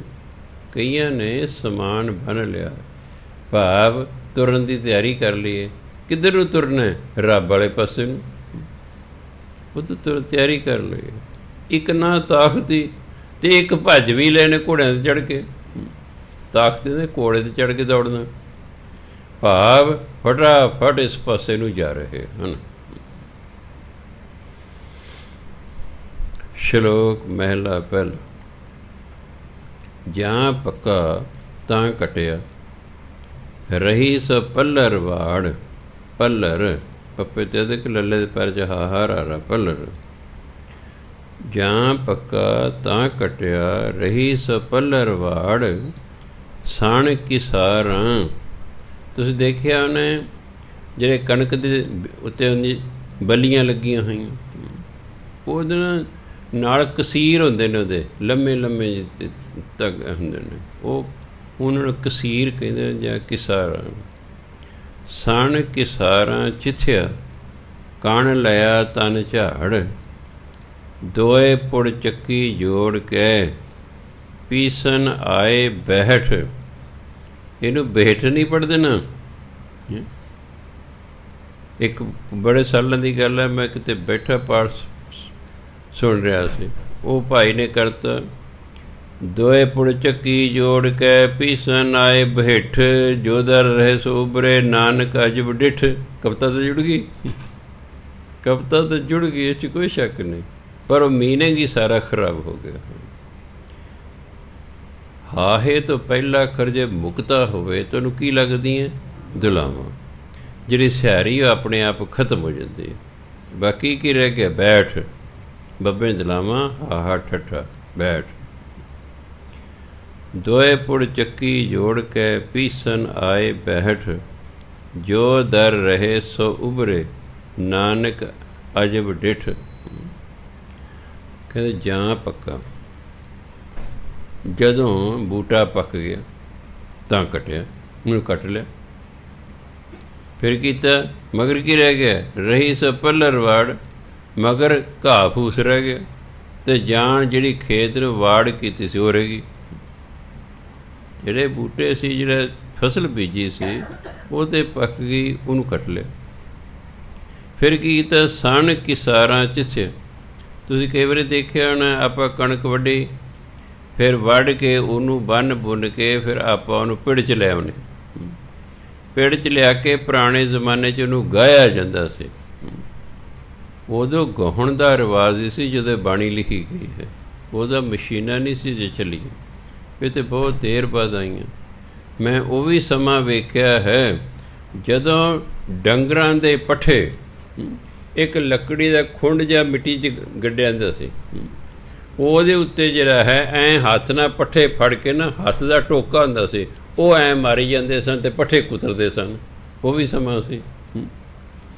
ਫਿਰ ਜਦੋਂ ਐਂ ਦਾ ਟੋਕਾ ਆਇਆ, ਬੱਲੇ ਬੱਲੇ, ਬੜੀ ਖੁਸ਼ੀ ਹੋਈ ਵੀ ਹਾਂ ਹੁਣ ਪੱਠੇ ਕੁਤਰਨੇ ਸੌਖੇ ਹੋ ਗਏ। ਹੌਲੀ ਹੌਲੀ ਫਿਰ ਜਿਹੜਾ ਹੈ ਉਹ ਨਾਲ ਮਸ਼ੀਨਰੀ ਆ ਗਈ, ਉਹ ਆਪਣੇ ਆਪ ਫਿਰ ਚੱਲਣ ਲੱਗ ਪਏ ਹਨ। ਸੋ ਪਹਿਲਾਂ ਗਾਇਆ ਕਰਦੇ ਸਨ। ਮੈਂ ਬਾਪੂ ਨੂੰ ਕਹਿਣਾ, ਇਹ ਠੰਡੇ ਠੰਡੇ ਕਿਉਂ ਨਹੀਂ ਗਾ ਲੈਂਦੇ? ਜਦੋਂ ਪੂਰੀ ਧੁੱਪ ਪੈਣੀ ਕਹਿੰਦੇ ਚਲੋ ਬਈ ਹੁਣ ਗਾਓ। ਉਹ ਕਹਿੰਦੇ ਨਹੀਂ ਕਾਕਾ, ਵੀ ਗਰਮੀ ਦੇ ਨਾਲ ਕਣਕ ਜਿਹੜੀ ਹੈ ਨਾ, ਉਹ ਫਿਰ ਜੇ ਛੇਤੀ ਗਾਈ ਜਾਂਦੀ ਹੈ, ਉਹ ਕੜਕ ਕੜਕ ਕੜਕ ਕਰਦੀ ਹੈ, ਫਿਰ ਛੇਤੀ ਟੁੱਟ ਜਾਂਦੀ ਹੈ, ਉਹ ਤਾਂ ਇਹਨੂੰ ਗਰਮੀ ਪਾਉਂਦੇ ਨੇ। ਸੋ ਗੁਰੂ ਮਹਾਰਾਜ ਕਹਿੰਦੇ ਨੇ, ਸਣ ਕਿਸਾਰਾਂ ਚਿੱਥਿਆ। ਕਸੀਰਾਂ ਸਮੇਤ ਉਹ ਦਾਣੇ ਨੂੰ ਮਿਧਿਆ ਜਾਂਦਾ ਹੈ। ਉਹ ਤੇ ਬਲਦ ਇੱਕ ਝਾੜੀ ਜੀ ਨਾ ਕਰਕੇ ਇਕੱਠੇ, ਉਹ ਬਲਦਾਂ ਦੇ ਮਗਰ ਬੰਨ੍ਹ ਲਈ ਜਾਂਦੀ ਸੀ ਰੱਸੀ ਪਾ ਕੇ, ਉਹ ਤੋਂ ਦੀ ਉਹ ਗੇੜਾ ਲਵਾਇਆ ਜਾਂਦਾ ਸੀ। ਉਹ ਝਾੜੀ ਜਿਹੜੀ ਸੀ ਉਹਨੂੰ ਕਣਕ ਦੇ ਬੂਟੇ ਕੱਟਦੀ ਰਹਿੰਦੀ ਸੀ, ਹੌਲੀ ਹੌਲੀ ਹੌਲੀ ਹੌਲੀ ਉਹ ਤੂੜੀ ਬਣ ਜਾਂਦੀ ਸੀ। ਇਸ ਤਰ੍ਹਾਂ ਉਹਨੂੰ ਕਹੇ ਚਿੱਥਣਾ। ਸਣ ਕਿਸਾਰਾਂ ਚਿੱਥਿਆ, ਕਣ ਲਿਆ ਤਨ ਜੇ। ਕਣ ਹੁੰਦਾ ਦਾਣੇ, ਅਤੇ ਬੂਟੇ ਦੇ ਨਾਲ ਜਿਹੜੇ ਦਾਣੇ ਸਨ ਉਹ ਕਹਿੰਦੇ ਫਿਰ ਝਾੜ ਦੇਵੇ। ਝਾੜ ਲਿਆ, ਪਹਿਲਾਂ ਉਹਨਾਂ ਨੂੰ ਗਾਇਆ, ਫਿਰ ਉਹਨੂੰ ਝਾੜਿਆ। ਦੋਏ ਪੁੜ ਚੱਕੀ ਜੋੜ ਕੇ। ਚੱਕੀ ਦੇ ਦੋ ਪੁੜ ਹੁੰਦੇ ਨੇ। ਕਹਿੰਦੇ ਜਿਹੜੀ ਹੇਠਲਾ ਪੁੜ ਹੁੰਦਾ ਉਹਦੇ 'ਚ ਇੱਕ ਵਿਚਾਲੇ ਕਿੱਲੀ ਲੱਗੀ ਹੁੰਦੀ ਹੈ, ਜਿਹਦੇ ਜਿਹੜਾ ਉੱਪਰਲਾ ਪੁੜ ਹੈ ਉਸ ਕਿੱਲੀ ਦੇ ਆਲੇ ਦੁਆਲੇ ਘੁੰਮਦਾ ਹੈ। ਜੋ ਕਿੱਲੀ ਵਿੱਚ ਨਾ ਹੋਵੇ ਤਾਂ ਪੁੜ ਤਾਂ ਇੱਧਰ ਉੱਧਰ ਨੂੰ ਹੋ ਜਾਏ। ਉਹ ਇਸ ਲਈ ਵੀ ਇਹ ਉੱਪਰਲਾ ਪੁੜ ਇੱਧਰ ਉੱਧਰ ਨੂੰ ਨਾ ਜਾਵੇ। ਆਪਾਂ ਜਦੋਂ ਘੁਮਾਉਂਦੇ ਹਾਂ, ਦੋਏ ਪੁੜ ਚੱਕੀ ਜੋੜ ਕੇ ਪੀਸਣ ਆਏ ਬੈਠ। ਚੱਕੀ ਦੇ ਦੋਨੋਂ ਪੁੜ ਤਿਆਰ ਕਰ ਲਏ ਅਤੇ ਫਿਰ ਦਾਣੇ ਪੀਣ ਲਈ ਆ ਕੇ ਬੈਠ ਗਏ। ਜੋ ਦਰ ਰਹੇ ਸੋ ਉਭਰੇ। ਜਦੋਂ ਉੱਪਰਲਾ ਪੁੜ ਚੱਲਦਾ ਹੈ, ਹੇਠਲਾ ਤਾਂ ਚੱਲਦਾ ਹੀ ਨਹੀਂ, ਹੇਠਲਾ ਤਾਂ ਉਸ ਤੇ ਸਥਿਰ ਹੈ। ਉੱਪਰਲੇ ਨਹੀਂ ਚੱਲਣੇ, ਜਿਵੇਂ ਹੈਂਡਲ ਜਿਹਾ ਲਾਇਆ ਹੁੰਦਾ, ਉਹ ਦਾਣੇ ਪੀਂਦਾ। ਪਰ ਕਹਿੰਦੇ ਜਿਹੜੇ ਦਰ 'ਤੇ ਉਹ ਜਿਹੜੀ ਕਿੱਲੀ ਲੱਗੀ ਵਿਚਾਲੇ, ਜਿਹੜੇ ਕਿੱਲੀ ਦੇ ਨਾਲ ਦਾਣੇ ਰਹਿ ਗਏ ਉਹ ਪੀਸਣ ਤੋਂ ਬਚ ਗਏ, ਬਾਕੀ ਸਾਰੇ ਪੀਏ ਗਏ। ਭਾਵ ਜਿਹੜੇ ਪਰਮਾਤਮਾ ਦੇ ਨਾਮ ਨਾਲ ਜੁੜੇ ਗਏ ਉਹ ਤੇ ਗਏ ਬਚ। ਅਤੇ ਜਿਨ੍ਹਾਂ ਪਰਮਾਤਮਾ ਦਾ ਨਾਮ ਨਹੀਂ ਜਪਿਆ ਸੀ, ਇਹ ਕਾਮ ਕ੍ਰੋਧ ਲੋਭ ਮੋਹ ਅਹੰਕਾਰ ਬੁਰਾਈਆਂ ਉਹਨਾਂ ਨੂੰ ਪੀਤ। ਜੋ ਦਰ ਰਹੇ ਸੋ ਉਭਰੇ। ਜਿਹੜੇ ਦਰ ਦੇ ਨਾਲ ਲੱਗੇ ਰਹਿ ਗਏ, ਕਿੱਲੀ ਦੇ ਨਾਲ, ਉਹ ਤੇ ਗਏ ਬਚ।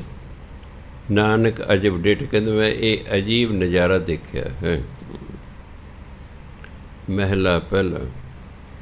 ਵੇਖ ਜੇ ਮਿੱਠਾ ਘਟਿਆ, ਕੱਟ ਕੁੱਟ ਬੱਧਾ ਪਾਏ। ਪਾਏ ਜਿਹੜਾ ਫਾਰਸੀ ਦਾ ਸ਼ਬਦ ਹੈ, ਪਾਈ ਹਿੰਦੀ ਪੰਜਾਬੀ ਦਾ ਸ਼ਬਦ ਹੈ। ਤੁਹਾਡੀ ਮਰਜ਼ੀ ਹੈ ਪਾਈ ਪੜ੍ਹ ਲਓ, ਤੁਹਾਡੀ ਮਰਜ਼ੀ ਹੈ ਪਾਏ ਪੜ੍ਹ ਲਓ। ਵੇਖ ਜੇ ਮਿੱਠਾ ਕਟਿਆ, ਕੱਟ ਕੁੱਟ ਬੱਧਾ ਪਾਏ। ਖੁੰਡਾਂ ਅੰਦਰ ਰੱਖ ਗਏ, ਦੇਣ ਸੋ ਮਲ ਸਜਾਏ। ਇਹਨੂੰ ਮਲ ਪੜ੍ਹਨਾ ਮੈਂ ਤੇ ਅਧਿਕ ਲਾ ਕੇ ਸਜ਼ਾਏ, ਜੱਜੇ ਦੇ ਪੈਰ ਬਿੰਦੀ ਲਾ ਕੇ ਪੜ੍ਹਨਾ ਹੈ। ਇਹ ਸਜ਼ਾਏ ਫਾਰਸੀ ਦਾ ਸ਼ਬਦ ਹੈ, ਸਜ਼ਾ ਤੋਂ ਬਣੇ ਸਜ਼ਾਏ। ਰਸ ਕਸ ਟਟਰ, ਜਿਹੜਾ ਕੜਾਹਾ ਹੁੰਦਾ ਉਹਨੂੰ ਟਟਰ ਕਹਿੰਦੇ ਨੇ। ਰਸ ਕਸ ਟਟਰ ਪਾਈਏ, ਤਪੈ ਤੈ ਵਿਲ ਲਾਏ। ਭੀ ਸੋ ਭੋਗ ਸੰਭਾਲੀਏ, ਦਿਚੈ ਅੱਗ ਜਲਾਏ। ਨਾਨਕ ਮਿੱਠੇ ਪਤਰੀਏ, ਵੇਖੋ ਲੋਕਾ ਆਏ। ਇਹਨੂੰ ਲੋਕਾ ਨਹੀਂ ਪੜ੍ਹਨਾ, ਲੋਕਾ ਦਾ ਮਤਲਬ ਹੇ ਲੋਕੋ, ਆ ਕੇ ਦੇਖੋ। ਕਹਿੰਦੇ ਗੁਰੂ ਨਾਨਕ ਦੇਵ ਫਰਮਾਨ ਕਰਦੇ ਨੇ, ਵੇਖ ਜੇ ਮਿੱਠਾ ਕਟੇ। ਜਦੋਂ ਦੇਖਿਆ ਵੀ ਗੰਨਾ ਤਿਆਰ ਹੈ, ਹੁਣ ਪੂਰਾ ਮਿੱਠਾ ਹੋ ਗਿਆ, ਉਹਨੂੰ ਕੱਟ ਲਿਆ। ਕੱਟ ਕੁੱਟ ਬੱਧਾ ਪਾਏ, ਉਹਨੂੰ ਕੱਟ ਕੇ ਫਿਰ ਜਿਹੜਾ ਹੈ ਪੈਰਾਂ ਕੋਲ ਉਹਨੂੰ ਬੰਨ੍ਹ ਲਿਆ ਜਾਂਦਾ ਹੈ। ਦੇਖੋ, ਜੇ ਉੱਪਰੋਂ ਬੰਨੋਗੇ ਉਹ ਪੰਡ ਨਹੀਂ ਚੱਕੀ ਜਾਵੇਗੀ। ਐਂ ਮੈਂ ਬਰਾੜੇ ਟੀਚਰ ਲੱਗਾ ਸੀ, ਬਾਹਰ ਜੰਗਲ ਪਾਣੀ ਦੇ ਕੋਲ, ਉਹ ਘਰਾਂ 'ਚ ਸਿਸਟਮ ਨਹੀਂ ਸੀ ਹੁੰਦਾ, ਖੇਤਾਂ 'ਚ ਜਾਣਾ ਪੈਂਦਾ ਜੰਗਲ ਪਾਣੀ, ਤਾਂ ਹੀ ਸ਼ਬਦ ਜੰਗਲ ਪਾਣੀ ਬਣੇ। ਮੈਂ ਜੰਗਲ ਪਾਣੀ ਜਾ ਕੇ ਆ ਰਿਹਾ ਵਾਪਸ, ਇੱਕ ਬੰਦੇ ਨੇ ਚਰੀ, ਜਿਹਨੂੰ ਜਵਾਰ ਕਹਿੰਦੇ, ਪੱਠੇ ਪਾਉਂਦੇ ਡੰਗਰਾਂ ਨੂੰ, ਚਰੀ ਦੀ ਪੰਡ ਬੰਨ੍ਹ ਲਈ, ਉਹ ਤਾਂ ਚੱਕੀ ਨਾ ਜਾਵੇ। ਮੈਂ ਦੂਰੋਂ ਵੇਖ ਰਿਹਾ ਵੀ ਇਹਨੂੰ ਨਾ ਚੱਕਣ ਦੀ ਜਾਂਚ ਨਹੀਂ ਹੈ। ਮੈਂ ਕੋਲ ਆ ਗਿਆ, ਮੈਂ ਜੀ ਕੀ ਗੱਲ ਹੋ ਗਈ? ਕਹਿੰਦਾ ਮੈਨੂੰ ਪੰਡ ਚੁਕਾਇਓ। ਮੈਂ ਤੁਸੀਂ ਆਪ ਹੀ ਨੂੰ ਚੱਕ ਸਕਦੇ ਹੋ? ਨਹੀਂ, ਕਹਿੰਦਾ ਬੜਾ ਜ਼ੋਰ ਨਾਲ ਚੱਕੀ ਨਹੀਂ ਜਾਂਦੀ। ਮੈਂ ਸੁਣੋ, ਤੁਸੀਂ ਇਹਨੂੰ ਨਾ ਮੁੱਢਾਂ ਵਾਲੇ ਪਾਸੇ ਉੱਪਰ ਨੂੰ ਚੱਕੋ। ਤੁਸੀਂ ਇਹਨੂੰ ਦੂਜੇ ਪਾਸੇ ਚੱਕਦੇ, ਮੁੱਢ ਭਾਰੀ ਹੁੰਦੇ ਨੇ, ਉੱਪਰ ਨੂੰ ਐਂ ਹੁੰਦੇ ਨਹੀਂ। ਤੁਸੀਂ ਮੁੱਢ ਵਾਲੇ ਪਾਸੇ ਪਹਿਲਾਂ ਇਹਨੂੰ ਚੁੱਕ ਕੇ ਇਹਨੂੰ ਸਿਰ ਲਾਓ ਹੇਠਾਂ, ਦੂਜਾ ਪਾਸਾ ਪਤਲਾ ਹੁੰਦਾ, ਉਹ ਆਪੇ ਉੱਪਰ ਨੂੰ ਆ ਜਾਏਗਾ। ਮੈਂ ਤੁਸੀਂ ਕਰੋ ਮੇਰੇ ਸਾਹਮਣੇ। ਇੱਕ ਦੋ ਵਾਰੀ ਟਰਾਈ ਕੀਤੀ, ਉਹਨੇ ਚੱਕ ਲਈ। ਇਸ ਲਈ ਪੰਡ ਨੂੰ ਹਮੇਸ਼ਾ ਮੁੱਢ ਵਾਲੇ ਪਾਸੇ ਬੰਨਿਆ ਜਾਂਦਾ ਹੈ, ਉੱਪਰੋਂ ਨਹੀਂ ਬੰਨਿਆ ਜਾਂਦਾ। ਉਹ ਚੱਕਣੀ ਫਿਰ ਔਖੀ ਹੁੰਦੀ ਹੈ। ਕੱਟ ਕੁੱਟ ਬੱਧਾ ਪਾਏ, ਪੈਰਾਂ ਵੱਲੋਂ ਫਿਰ ਉਹਨੂੰ ਬੰਨ੍ਹ ਲਿਆ ਜਾਂਦਾ। ਖੁੰਡਾਂ ਅੰਦਰ ਰੱਖ ਕੇ। ਅੱਜ ਕੱਲ੍ਹ ਜਿਹੜਾ ਵੇਲਣਾ ਹੈ ਜਿਸ 'ਚ ਗੰਨੇ ਪੀੜੇ ਜਾਂਦੇ ਹਨ, ਇਹ ਲੋਹੇ ਦਾ ਹੁੰਦਾ। ਪੁਰਾਣੇ ਜ਼ਮਾਨੇ 'ਚ ਮੋਟੀ ਸਾਰੀ ਲੱਕੜੀ ਦੇ ਦੋ ਵੇਲਣੇ ਹੁੰਦੇ ਸਨ। ਪਿੰਡਾਂ ਦੇ ਵਿੱਚ ਮੋਟੀ ਸਾਰੀ ਲੱਕੜੀ ਦਾ ਇੱਕ ਟੁਕੜੇ ਨੂੰ ਕੀ ਕਹਿੰਦੇ ਸੀ? ਖੁੰਡ। ਉਹਨੂੰ ਕਹਿੰਦੇ। ਔਰ ਜੀ ਇਹ ਜਿਹੜੇ ਪੇਂਡੂ ਲੋਕ ਨੇ, ਜਿਹੜਾ ਚੌਕ ਹੁੰਦਾ, ਖੁੰਡਾਂ 'ਤੇ ਬੈਠੇ ਗੱਲਾਂ ਕਰਦੇ ਰਹਿੰਦੇ ਨੇ। ਉਹ ਵੱਡੀ ਸਾਰੀ ਲੱਕੜੀ ਇੱਕ ਦੋ ਇਕੱਠੀਆਂ ਕਰਨ, ਉਹਨਾਂ 'ਤੇ ਬੈਠੇ ਰਹਿਣਾ ਵੀ ਆਰਾਮ ਰਹੇ ਧਰਤੀ 'ਤੇ ਬਹਿਣ ਨਾਲ। ਉਦੋਂ ਫਿਰ ਇਹਨਾਂ ਵੇਲਣੇ ਨੇ, ਇਹ ਲੱਕੜੀ ਦੇ ਹੁੰਦੇ ਸਨ, ਇਸ ਇਹਨਾਂ ਨੂੰ ਖੁੰਡ ਕਹਿੰਦੇ। ਖੁੰਡਾਂ ਅੰਦਰ ਰੱਖ ਕੇ ਦੇਣ ਸੋ ਮਲ ਸਜਾਏ। ਮਲ ਦੇ ਤਕੜੇ ਬੰਦੇ, ਸਜਾਏ ਮੈਨੇ ਸਜ਼ਾ ਦੇਣਾ, ਕਿਉਂਕਿ ਗੰਨੇ ਨੂੰ ਪੀੜਿਆ ਜਾਂਦਾ ਹੈ। ਦੇਖਣ ਨੂੰ ਤਾਂ ਸਜ਼ਾ ਦਿੱਤੀ ਜਾ ਰਹੀ ਨਾ, ਫਿਰ ਖੁੰਡਾਂ ਦੇ ਵਿੱਚ, ਵੇਲਣਿਆਂ ਦੇ ਵਿੱਚ ਰੱਖ ਕੇ ਜਿਹੜੇ ਤਗੜੇ ਬੰਦੇ ਨੇ ਉਸ ਨੂੰ ਸਜ਼ਾ ਦਿੰਦੇ ਆ, ਭਾਵ ਉਹਨੂੰ ਵੇਲਦੇ ਨੇ, ਉਹ 'ਚੋਂ ਰਸ ਕੱਢਦੇ ਨੇ। ਵੇਲਣੇ ਰਸ ਕਸ ਟਟਰ ਪਾਈਏ, ਜਿਹੜਾ ਰਸ ਕੱਢ ਲੈ ਜਾਂਦੇ ਨੇ, ਜਿਹੜੇ ਰੋਹ ਕਹਿੰਦੇ ਆ। ਪਾਕਿਸਤਾਨ ਦੇ 'ਚ ਗੰਨੇ ਦੇ ਰਸ ਨੂੰ ਕੀ ਕਹਿੰਦੇ ਸੀ? ਰੋਹ। ਵੀ ਰੋਹ ਪੀਣੀ ਹੈ, ਇੱਥੇ ਗੰਨੇ ਦਾ ਰਸ ਪੀਣਾ। ਰੋਹ ਦੀ ਖੀਰ ਬਣਾਉਂਦੇ ਹੁੰਦੇ ਸਨ, ਇੱਧਰ ਇਹਨੇ ਗੰਨੇ ਦੇ ਰਸ ਦੀ ਖੀਰ ਬਣਾਉਂਦੇ ਨੇ, ਇਹਦੇ ਰਸ ਕਹਿੰਦੇ ਸੀ, ਉਹਦੇ ਰੋਹ ਕਿਆ ਕਰਦੇ ਸਨ। ਸ਼ਬਦਾਂ ਦਾ ਫਰਕ ਹੈ, ਮੀਨਿੰਗ ਤਾਂ ਇਹੀ ਹੈ। ਸੋ ਜਿਹੜਾ ਰਸ ਕਸ ਸੀ, ਜਿਹੜਾ ਗੰਨਾ ਪੀੜ ਕੇ ਜਿਹੜਾ ਰਸ ਨਿਕਲਿਆ ਟਟਰ, ਉਹਨੂੰ ਕੜਾਹੇ ਦੇ ਵਿੱਚ ਪਾਇਆ ਜਾਂਦਾ ਸੀ, ਕਿ ਉਹ ਵਾਲਣਾ ਹੁੰਦਾ ਸੀ ਉਸਨੂੰ, ਤਾਂ ਜੇ ਸਾਫ਼ ਵੀ ਉਸਨੂੰ ਕਰਨਾ ਹੈ। ਤਪੈ, ਫਿਰ ਉਹ ਕੀ ਹੁੰਦਾ? ਤਪਦਾ ਸੀ ਵਿਚਾਰਾ, ਅੱਗ 'ਤੇ ਰੱਖਦੇ ਉਸ ਨੂੰ, ਤੈ ਬਿਲ ਲਾਏ ਅਤੇ ਵਿਰਲਾਪ ਕਰਦਾ ਹੈ, ਫਿਰ ਰੋਂਦਾ। ਬਾਹਰ ਕਰ ਜਿਹਨੂੰ ਅੱਗ 'ਤੇ ਆਪਾਂ ਰੱਖੀ ਬਈ, ਉਹਨੇ ਫਿਰ ਤਪਣਾ ਵੀ ਅਤੇ ਰੋਣਾ ਵੀ, ਤੰਗ ਵੀ ਹੁੰਦਾ, ਭਾਵ ਦੁਖੀ ਹੁੰਦਾ ਹੈ।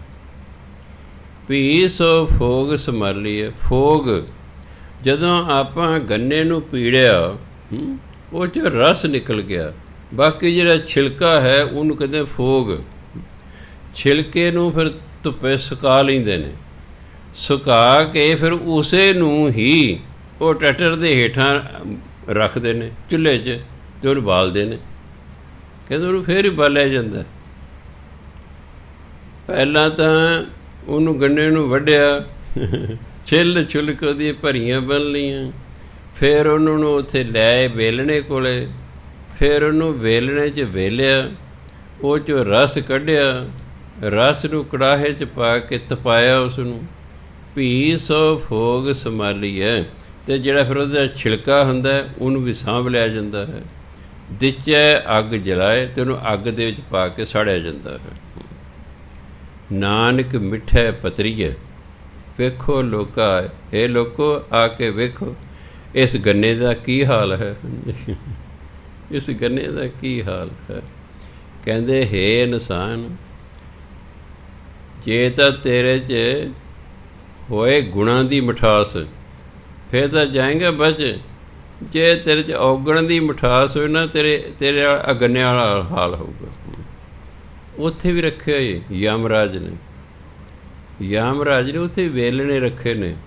ਜਿਵੇਂ ਗੰਨੇ ਨੂੰ ਪੀੜਦੇ ਨੇ, ਐਂ ਹੀ ਪਾਪੀ ਬੰਦੇ ਨੂੰ ਉੱਥੇ ਪੀੜ ਦਿੰਦੇ ਨੇ। ਹੁਣ ਤੁਸੀਂ ਕਹੋਗੇ ਜੀ ਬੰਦਾ ਤਾਂ ਰਹਿ ਗਿਆ ਇੱਥੇ, ਅਤੇ ਪੀੜਦੇ ਕਿਹਨੂੰ ਨੇ?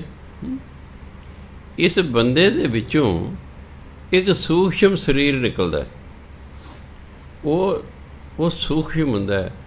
ਹੱਥ ਲਓ, ਤੁਹਾਡੇ ਹੱਥ 'ਚ ਨਹੀਂ ਆਏਗਾ, ਪਰ ਜੇ ਤੁਹਾਡੀ ਦਿਵ ਦ੍ਰਿਸ਼ਟੀ ਖੁੱਲ੍ਹੀ ਹੈ ਤਾਂ ਕੋਈ ਬੰਦੇ ਦੀ ਡੈਥ ਹੋ ਰਹੀ ਹੈ ਅਤੇ ਤੁਸੀਂ ਉੱਥੇ ਹਾਜ਼ਰ ਹੋ, ਤੁਹਾਡੀ ਦਿਵ ਦ੍ਰਿਸ਼ਟੀ ਖੁੱਲ੍ਹੀ ਹੈ, ਤੁਹਾਨੂੰ ਉਸ ਦੇ ਵਿੱਚੋਂ ਹੂ ਬੂ ਉਹੋ ਜਿਹਾ ਇੱਕ ਬੰਦਾ ਨਿਕਲਦਾ ਦਿਸੇਗਾ। ਮੈਂ ਕਈ ਵਾਰੀ ਕਿਹਾ ਵੀ ਫਰਜ਼ ਕਰੋ ਕਥਾ ਕਰਦੇ ਕਰਦੇ ਮੇਰੀ ਡੈਥ ਹੋ ਜਾਂਦੀ ਹੈ, ਅਤੇ ਤੁਹਾਡੀ ਹੈਗੀ ਦਿਵ ਦ੍ਰਿਸ਼ਟੀ ਖੁੱਲ੍ਹੀ, ਤੁਸੀਂ ਦੇਖੋ ਵੀ ਇਸੇ ਤਰ੍ਹਾਂ ਦੀ ਪੱਗ, ਇਹੋ ਜਿਹੇ ਕਮੀਜ਼ ਪਜਾਮੇ ਵਾਲਾ, ਇਹੀ ਦਾੜੀ, ਇਸ ਤਰ੍ਹਾਂ ਦਾ ਹੀ ਇਹਦੇ ਵਿੱਚ ਇੱਕ ਹੋਰ ਨਿਕਲਿਆ। ਉਹਨੂੰ ਕਹਿੰਦੇ ਸੂਖਸ਼ਮ ਸਰੀਰ। ਸੂਖਸ਼ਮ ਸਰੀਰ ਨੂੰ ਭੁੱਖ ਵੀ ਲੱਗਦੀ ਹੈ, ਪਿਆਸ ਵੀ ਲੱਗਦੀ ਹੈ, ਦੁੱਖ ਵੀ ਲੱਗਦਾ ਹੈ, ਸਭ ਕੁਛ ਉਸਨੂੰ ਲੱਗਦਾ ਹੈ। ਇਸ ਲਈ ਸੂਖਸ਼ਮ ਸਰੀਰ ਨੂੰ ਉਹਦੇ 'ਚ ਪੀੜਦੇ ਨੇ, ਉਹ ਉਸੇ ਤਰ੍ਹਾਂ ਚੀਕਾਂ ਮਾਰਦਾ ਜਿਵੇਂ ਆਪਣਾ ਸਥੂਲ ਸਰੀਰ ਵਾਲੇ ਬੰਦੇ ਚੀਕਾਂ ਮਾਰਦੇ। ਕਹਿੰਦੇ ਫਿਰ ਇਹ ਹਾਲ ਹੋਣਾ ਜੋ ਗੰਨੇ ਦਾ ਹੋਇਆ ਹੈ। ਕਹਿੰਦੇ ਹੇ ਇਨਸਾਨ, ਤੈਨੂੰ ਵੀ ਇਸੇ ਤਰ੍ਹਾਂ ਅਗਲਿਆਂ ਨੂੰ 'ਤੇ ਪੀੜ ਦੇਣਾ। ਪਵੜੀ ਇੱਕ ਨਾ ਮਰਨ ਨਾ ਚਿੱਤ, ਆਸ ਘਨੇਰਿਆ, ਮਰ ਮਰ ਜੰਮੈ ਨਿਤ, ਕਿਸੇ ਨਾ ਕੇਰਿਆ, ਆਪਨੜੈ ਮਨ ਚਿੱਤ, ਕਹਿਣ ਚੰਗੇਰਿਆ, ਜਮ ਰਾਜੈ ਨਿਤ ਨਿਤ, ਮਨਮੁਖ ਹੇਰਿਆ, ਮਨਮੁਖ ਲੂਣ ਹਰਾਮ, ਕਿਆ ਨਾ ਜਾਣਿਆ, ਬੱਧੇ ਕਰਨ ਸਲਾਮ, ਖਸਮ ਨਾ ਭਾਣਿਆ, ਸੱਚ ਮਿਲੈ ਮੁਖ ਨਾਮ, ਸਾਹਿਬ ਭਾਵ ਸੀ, ਕਰਸਨ ਤਖਤ ਸਲਾਮ, ਲਿਖਿਆ ਭਾਵ ਸੀ। ਪਵੜੇ ਇੱਕ ਨਾ, ਕਈਆਂ ਨੂੰ ਇੱਕ ਨਾ ਮਰਨਾ ਚਿੱਤ, ਆਸ ਘਨੇਰਿਆ, ਕਈਆਂ ਨੂੰ ਮੌਤ ਯਾਦ ਹੀ ਨਹੀਂ, ਅਜੇ ਹੋਰ ਬਹੁਤ ਜਿਉਣ ਦੀ ਆਸ ਲਾਈ ਬੈਠੇ ਹਾਂ ਵੀ ਅੱਜ ਤਾਂ ਮੇਰੀ ਥੋੜ੍ਹੀ ਉਮਰ ਹੈ, ਅੱਜ ਤਾਂ ਮੈਂ ਬੜਾ ਜਿਉਣਾ ਹੈ। ਹਾਲਾਂਕਿ ਉਹਦੇ ਸਾਹਮਣੇ ਹੀ ਬੱਚੇ ਵੀ ਜਾ ਰਹੇ ਨੇ, ਜਵਾਨ ਵੀ ਜਾ ਰਹੇ ਨੇ, ਬੁੱਢੇ ਵੀ ਜਾ ਰਹੇ ਨੇ। ਕੋਈ ਪਤਾ ਨਹੀਂ ਕਿਸ ਨੂੰ ਕਿਸ ਵੇਲੇ ਸੁਨੇਹਾ ਆ ਜਾਣਾ ਹੈ। ਪਰ ਬੰਦਾ ਸੋਚੀ ਬੈਠਾ ਵੀ ਮੈਂ ਤਾਂ 100 ਸਾਲ ਜਿਵਾਂਗਾ ਜੀ। ਹਾਂ, ਕਹਿੰਦੇ ਮੌਤ ਯਾਦ ਹੀ ਨਹੀਂ, ਆਸ ਕਨੇ ਰਿਹਾ। ਅਜੇ ਤਾਂ ਜਿਉਣ ਦੀ ਬਹੁਤ ਆਸ ਲਾਈ ਬੈਠਾ ਹੈ। ਮਰ ਮਰ ਜੰਮੈ ਨਿਤ ਕਿਸੇ ਨਾ ਕਰ। ਇਹੋ ਜਿਹੇ ਜਿਹੜੇ ਲੰਮੀ ਜੀਵਨ ਜਿਉਣ ਦੀ ਆਸ ਲਾਈ ਬੈਠੇ ਨੇ, ਮੌਤ ਯਾਦ ਹੀ ਨਹੀਂ, ਉਹ ਫਿਰ ਨਾਮ ਨਹੀਂ ਜਪਿਆ ਕਰਦੇ। ਨਾਮ ਉਹੀ ਬੰਦਾ ਜਪਦਾ ਹੈ ਜਿਹੜਾ ਡਰਪੋਕ ਹੁੰਦਾ। ਡਰਪੋਕ ਵੀ ਦੋ ਤਰ੍ਹਾਂ ਦੇ ਹੁੰਦੇ ਨੇ। ਇੱਕ ਤਾਂ ਆਪਣੇ ਵਰਗੇ ਡਰਪੋਕ ਹੁੰਦੇ ਨੇ, ਇੱਕ ਹੁੰਦੇ ਨੇ ਰੱਬ ਤੋਂ ਡਰ ਕੇ ਰਹਿਣ ਵਾਲੇ। ਜਿਹੜਾ ਬੰਦਾ ਰੱਬ ਤੋਂ ਡਰ ਕੇ ਰਹਿੰਦਾ ਉਹੀ ਨਾਮ ਜਪਦਾ ਹੈ। ਉਹ ਕਹਿੰਦਾ ਵੀ ਮੈਨੂੰ ਪਰਮਾਤਮਾ ਨੇ ਨਾਮ ਜਪਣ ਭੇਜਿਆ ਹੋਇਆ, ਜੇ ਮੈਂ ਨਾਮ ਜਪਿਆ ਨਾ ਜਪਿਆ ਮੈਨੂੰ ਫਿਰ ਪਰਮਾਤਮਾ ਸਜ਼ਾ ਦੇਵੇਗਾ। ਪਰ ਜਿਨ੍ਹਾਂ ਨੂੰ ਮੌਤ ਯਾਦ ਹੀ ਨਹੀਂ ਹੈਗੀ, ਉਹ ਤਾਂ ਜੰਮਦੇ ਰਹਿੰਦੇ ਨੇ, ਮਰਦੇ ਰਹਿੰਦੇ ਨੇ, ਜੰਮਦੇ ਰਹਿੰਦੇ ਨੇ, ਮਰਦੇ ਨੇ, ਕਿਸੇ ਨਾ ਘੇਰਿਆ, ਕਿਸੇ ਕੰਮ ਦੇ ਨਹੀਂ। ਉਹਨਾਂ ਦਾ ਜੀਵਨ ਪਰਮਾਤਮਾ ਦੀ ਨਜ਼ਰਾਂ 'ਚ ਕਿਸੇ ਕੰਮ ਦਾ ਨਹੀਂ। ਆਪਣੇ ਮਨ ਚਿੱਤ ਕਹਿਣ ਚੰਗੇ ਰਹੇ। ਆਪਣੇ ਆਪ ਨੂੰ ਕਹਿੰਦੇ ਅਸੀਂ ਬੜੇ ਚੰਗੇ ਹਾਂ। ਆਪਣੇ ਆਪ ਨੂੰ ਮਨ ਚਿੱਤ ਕਹਿੰਦੇ ਅਸੀਂ ਬੜੇ ਚੰਗੇ ਹਾਂ। ਇਹੋ ਜਿਹਨ ਕੀ ਕਹਿੰਦਾ, ਜਮ ਰਾਜਾ ਨਿਤ ਨਿਤ ਮਨਮੁਖ ਹੇਰਿਆ। ਇਹੋ ਜਿਹੇ ਮਨਮੁਖਾਂ ਨੂੰ ਯਮ ਰਾਜ ਨਿਤ ਮੈਨੇ ਹਮੇਸ਼ਾ ਹੇਰਿਆ, ਮੈਨੂੰ ਵੇਖਦਾ ਰਹਿੰਦਾ ਵੀ ਕਦੋਂ ਮੇਰੇ ਅੜਿੱਕੇ ਆਉਣ ਅਤੇ ਮੈਨੂੰ ਲੈ ਕੇ ਜਾਵਾਂ। ਯਮ ਰਾਜਾ ਵੇਖਦਾ ਰਹਿੰਦਾ ਇਹੋ ਜਿਹਾ। ਮਨਮੁਖ ਲੂਣ ਹਰਾਮ ਕਿਆ ਨਾ ਜਾਣਿਆ, ਕਿਆ ਤਾਂ ਪਵੇ ਕੀਆ। ਜੋ ਪਰਮਾਤਮਾ ਨੇ ਇਸ ਇਨਸਾਨ ਲਈ ਕੀਤਾ ਹੈ ਉਹਨੂੰ ਤਾਂ ਜਾਣਦਾ ਹੀ ਨਹੀਂ ਹੈ। ਇਹ ਮਨਮੁਖ ਹੈ, ਇਹ ਲੂਣ ਹਰਾਮੀ ਹੈ। ਲੂਣ ਹਰਾਮੀ ਹੁੰਦਾ ਵੀ ਕਿਸੇ ਦਾ ਲੂਣ ਖਾ ਕੇ ਫਿਰ ਵੀ ਉਹਦਾ ਅਹਿਸਾਨਮੰਦ ਨਾ ਰਹਿਣਾ। ਕੋਈ ਬੰਦਾ ਕਿਸੇ 'ਤੇ ਅਹਿਸਾਨ ਕਰਦਾ ਹੈ, ਤੁਸੀਂ ਉਹਦੇ ਅਹਿਸਾਨਮੰਦ ਹੀ ਨਹੀਂ ਹੈਗੇ, ਉਹਦੇ ਅਹਿਸਾਨ ਦੀ ਤੁਸੀਂ ਕੋਈ ਕੀਮਤ ਹੀ ਨਹੀਂ ਪਾਈ। ਕਈ ਵਾਰੀ ਆਮ ਕਹਾਵਤ ਹੈ, ਬੰਦਾ ਜਿਸ ਘਰ ਦਾ ਖਾਂਦਾ ਨਾ ਉਸੇ ਘਰ ਦੀ ਥਾਲੀ 'ਚ ਮੋਹਰੀ ਕਰ ਦਿੰਦਾ ਹੈ। ਇਹ ਤਾਂ ਮਤਲਬ ਉਹਨਾਂ ਦਾ ਖਾਧਾ ਅਤੇ ਉਹਨਾਂ ਦੀ ਥਾਲੀ ਮੋਹਰੀ ਵੀ ਕਰਦਾ, ਸਗੋਂ ਨੁਕਸਾਨ ਕਰਤਾ। ਅਹਿਸਾਨ ਨਹੀਂ ਮੰਨਿਆ, ਨੁਕਸਾਨ ਕਰਤਾ। ਜੇ ਤੁਸੀਂ ਕੋਈ ਨੌਕਰ ਰੱਖੋ, ਤੁਸੀਂ ਉਹਨੂੰ ਨੌਕਰੀ ਦਿੱਤੀ ਹੈ, ਪਹਿਲਾਂ ਤਰਲੇ ਕਰਦਾ ਜੀ ਮੈਨੂੰ ਕੋਈ ਕੰਮ ਦੇ ਦਿਓ ਜੀ, ਮੈਨੂੰ ਕੋਈ ਕੰਮ ਕਰ।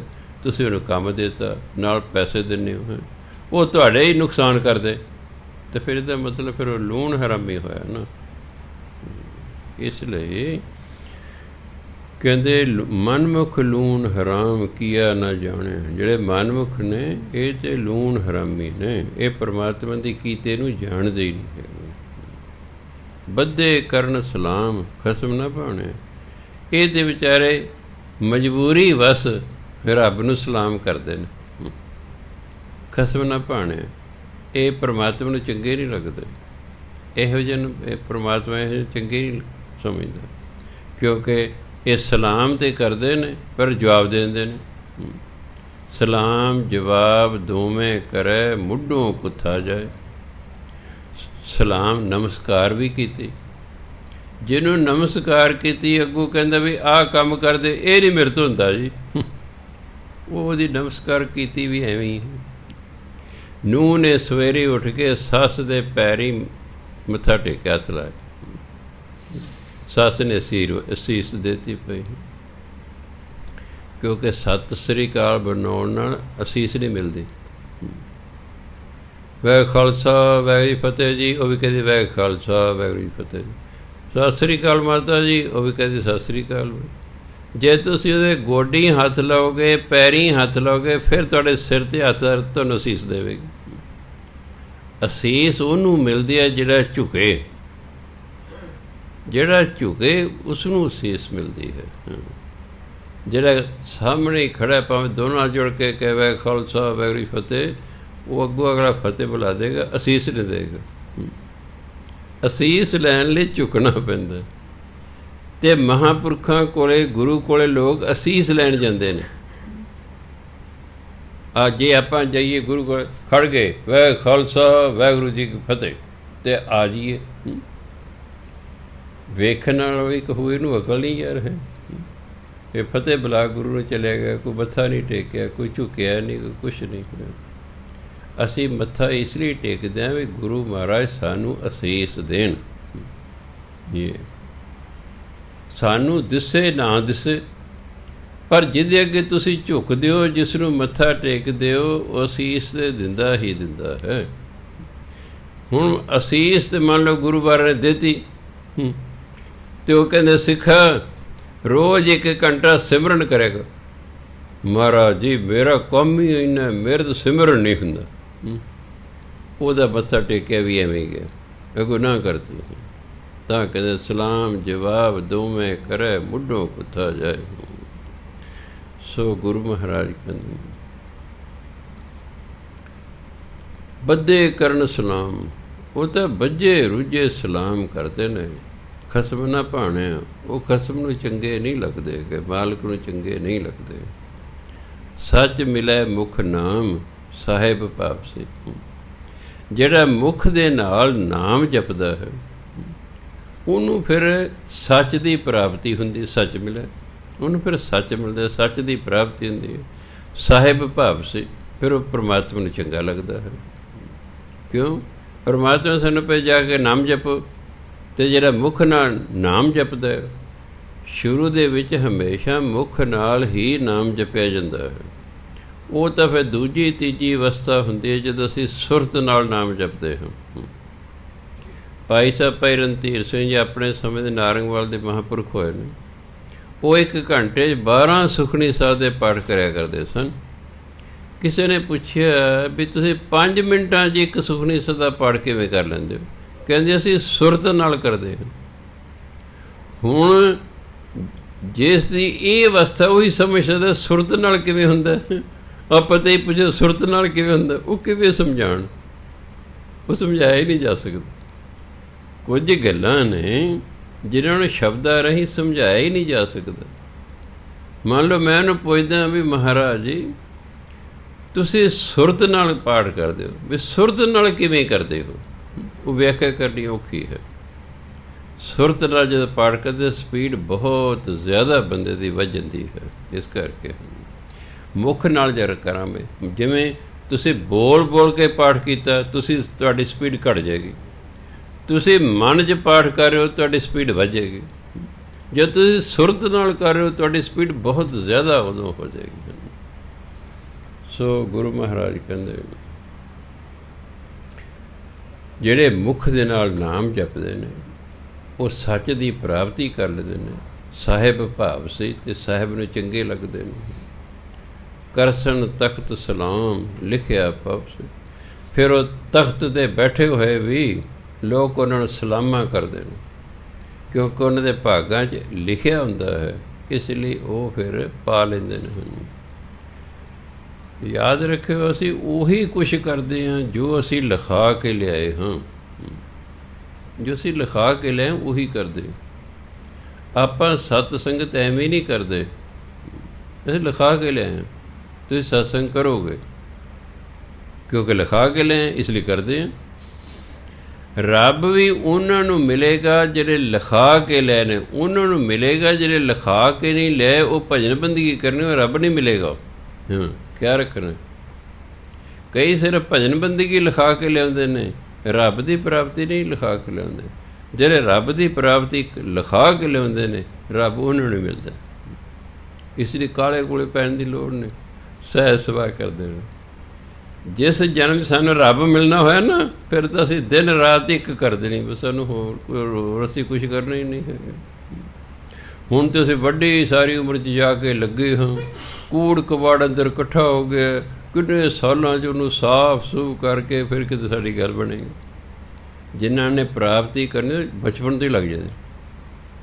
ਬਚਪਨ ਤੋਂ ਲੱਗੇ ਹੋਣ ਕਰਕੇ ਉਹਨਾਂ ਦੇ ਅੰਦਰ ਮਾੜੇ ਵਿਚਾਰ ਹੀ ਨਹੀਂ ਪੈਦਾ ਹੁੰਦੇ ਅਤੇ ਛੇਤੀ ਪ੍ਰਾਪਤੀ ਕਰ ਲੈਂਦੇ। ਇਹ ਯਾਦ ਰੱਖਣਾ। ਜਿਸ ਜਨਮ 'ਚ ਅਸੀਂ ਪਰਮਾਤਮਾ ਨੂੰ ਪ੍ਰਾਪਤ ਕਰਨਾ, ਫਿਰ ਬਚਪਨ 'ਚ ਹੀ ਲੱਗ ਜਾਏਗਾ। ਸਾਡਾ ਸੁਭਾਅ ਇਹੋ ਜਿਹਾ ਹੋ ਜਾਏਗਾ, ਕਿਉਂਕਿ ਅਸੀਂ ਪ੍ਰਾਪਤੀ ਕਰਨੀ ਇਸੇ ਜਨਮ 'ਚ, ਫਿਰ ਸੁਭਾਅ ਉਹੋ ਜਿਹਾ ਹੋ ਜਾਏਗਾ। ਅਜੇ ਤਾਂ ਸਾਡੇ ਲਿਖਿਆ ਭਾਈ ਭਜਨ ਬੰਦਗੀ ਕਰੋ, ਫਿਰ ਦੇਖਾਂਗੇ ਅਗਲੇ ਜਨਮ ਹੁੰਦਾ ਕਿ ਉਦੋਂ ਅਗਲੇ 'ਚ ਹੁੰਦਾ, ਕੁਦੋਂ ਅਗਲੇ 'ਚ ਹੁੰਦਾ, ਕੁਦੋਂ ਅਗਲੇ, ਇਹ ਉਹਨੂੰ ਪਤਾ, ਇਹ ਉਹਨੂੰ ਪਤਾ। ਜਿਸ ਜਨਮ 'ਚ ਲਿਖ ਕੇ ਭੇਜ ਦੇਗਾ ਨਾ ਵੀ ਹਾਂ ਪ੍ਰਾਪਤੀ ਹੋਏਗੀ, ਬਸ ਉਸੇ ਜਨਮ 'ਚ ਹੋਏਗੀ। ਸੋ ਰੱਬ ਵੀ ਉਹਨਾਂ ਨੂੰ ਮਿਲਦਾ ਜਿਹੜੇ ਲਿਖਾ ਕੇ ਲੈ, ਲਿਖਾ ਕੇ ਲੈ, ਉਹਨਾਂ ਨੂੰ ਮਿਲਦਾ। ਆ ਬੱਚੇ ਨੇ ਸਰਕਾਰੀ ਨੌਕਰੀ ਰਹਿੰਦੇ, ਮੈਂ ਠੀਕ ਹੈ ਭਾਈ ਟਰਾਈ ਕਰਦੇ ਰਹੋ, ਕਿਉਂਕਿ ਤੁਹਾਨੂੰ ਪਤਾ ਨਹੀਂ ਤੁਹਾਨੂੰ ਮਿਲਣੀ ਹੈ ਕਿ ਨਹੀਂ ਮਿਲਣੀ,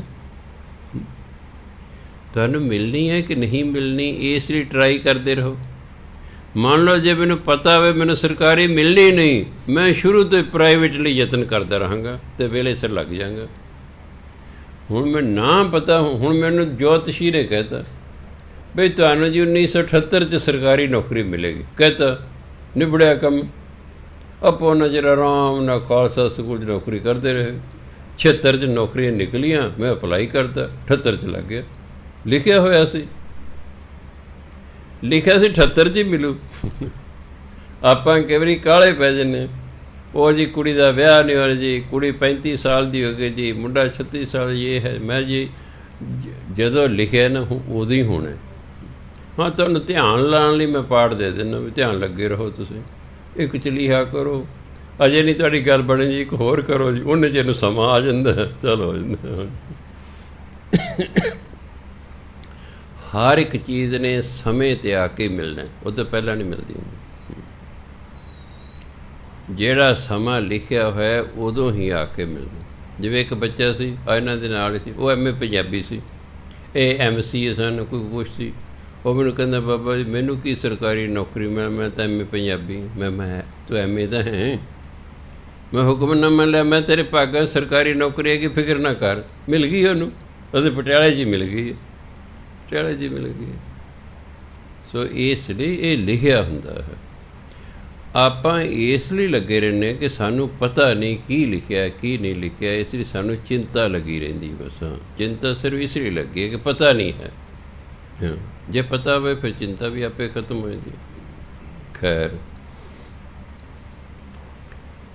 ਅੱਗੇ ਕਹਿੰਦੇ ਮਹਿਲਾ ਪਹਿਲਾ ਸ਼ਲੋਕ, ਮੱਛੀ ਤਾਰੂ ਕਿਆ ਕਰੇ, ਪੰਖੀ ਕਿਆ ਆਕਾਸ਼, ਪੱਥਰ ਪਾਲਾ ਕਿਆ ਕਰੇ। ਇਹਨੂੰ ਪਾਲਾ ਨਹੀਂ ਪੜ੍ਹਦੇ, ਪਾਲਾ ਠੰਡ ਨੂੰ ਕਹਿੰਦੇ ਨੇ।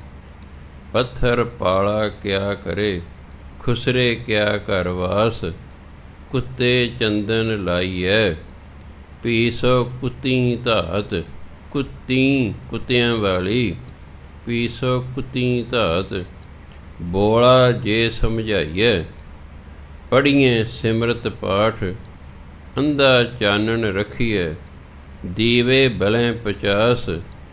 ਚਾਉਣੇ ਸੋਇਨਾ ਪਾਈਐ, ਚੁਣ ਚੁਣ ਖਾਵੈ ਘਾਸ।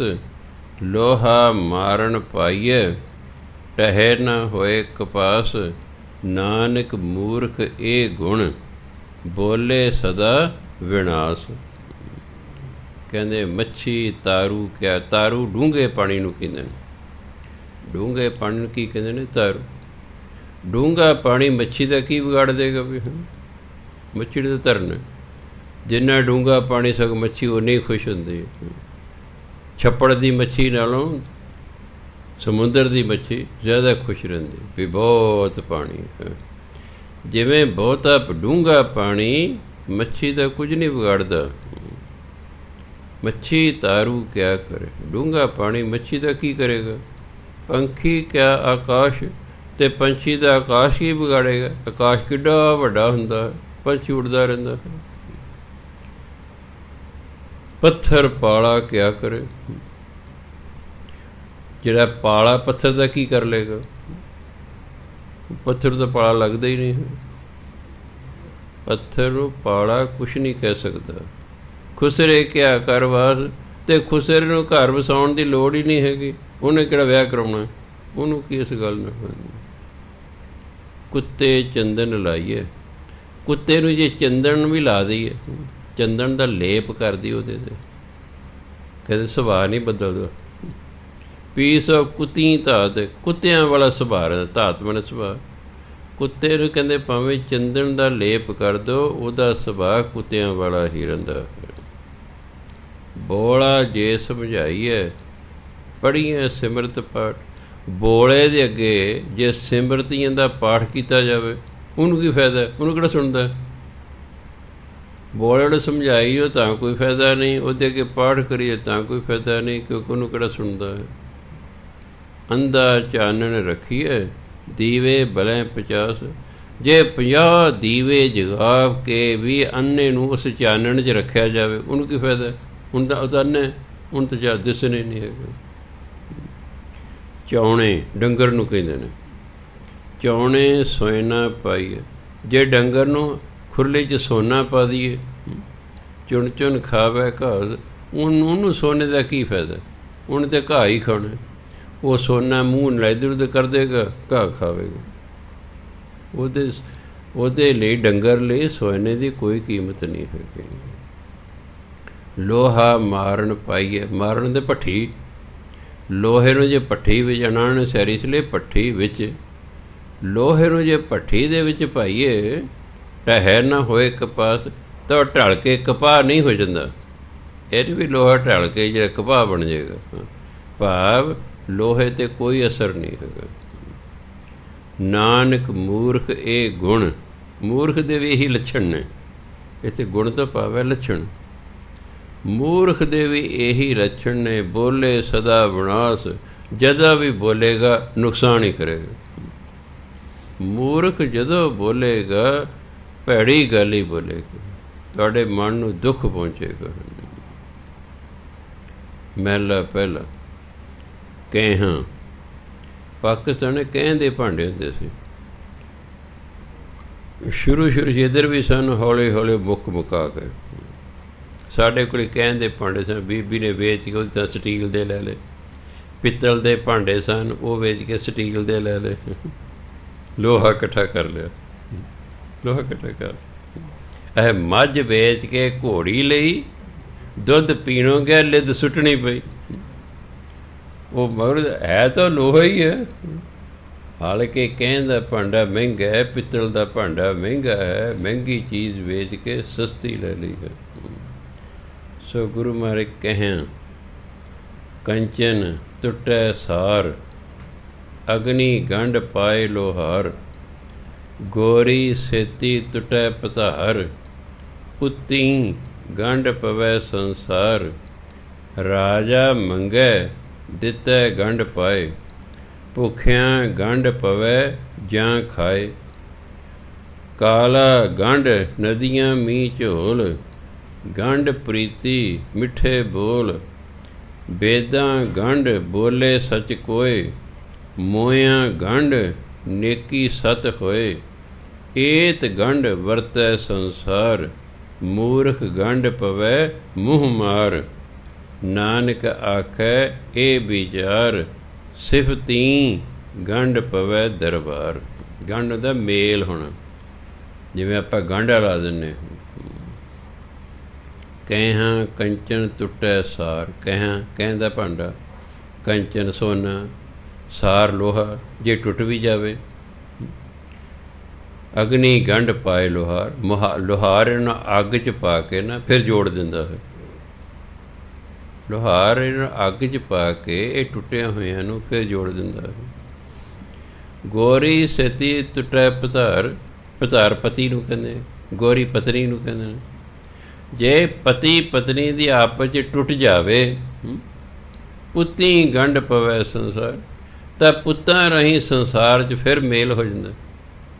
ਕਈ ਵਾਰੀ ਬੱਚਿਆਂ ਲਈ ਹੀ ਦੋਨੋਂ ਜੀ ਰਹੀ ਜਾਂਦੇ ਨੇ, ਵੀ ਬੱਚਿਆਂ ਨੂੰ ਕੌਣ ਸਾਂਭੇਗਾ। ਜਿਹੜੇ ਪੁੱਤ ਨੇ ਕਹਿੰਦੇ ਇਸ ਸੰਸਾਰ ਦੇ ਜਿਹਨਾਂ ਦਾ ਮੇਲ ਕਰਾਉਂਦੇ ਨੇ, ਭਾਵੇਂ ਟੁੱਟ ਫੁੱਟ ਵੀ ਹੋ ਜਾਵੇ। ਰਾਜਾ ਮੰਗੈ ਦਿੱਤਾ ਗੰਢ ਪਾਏ।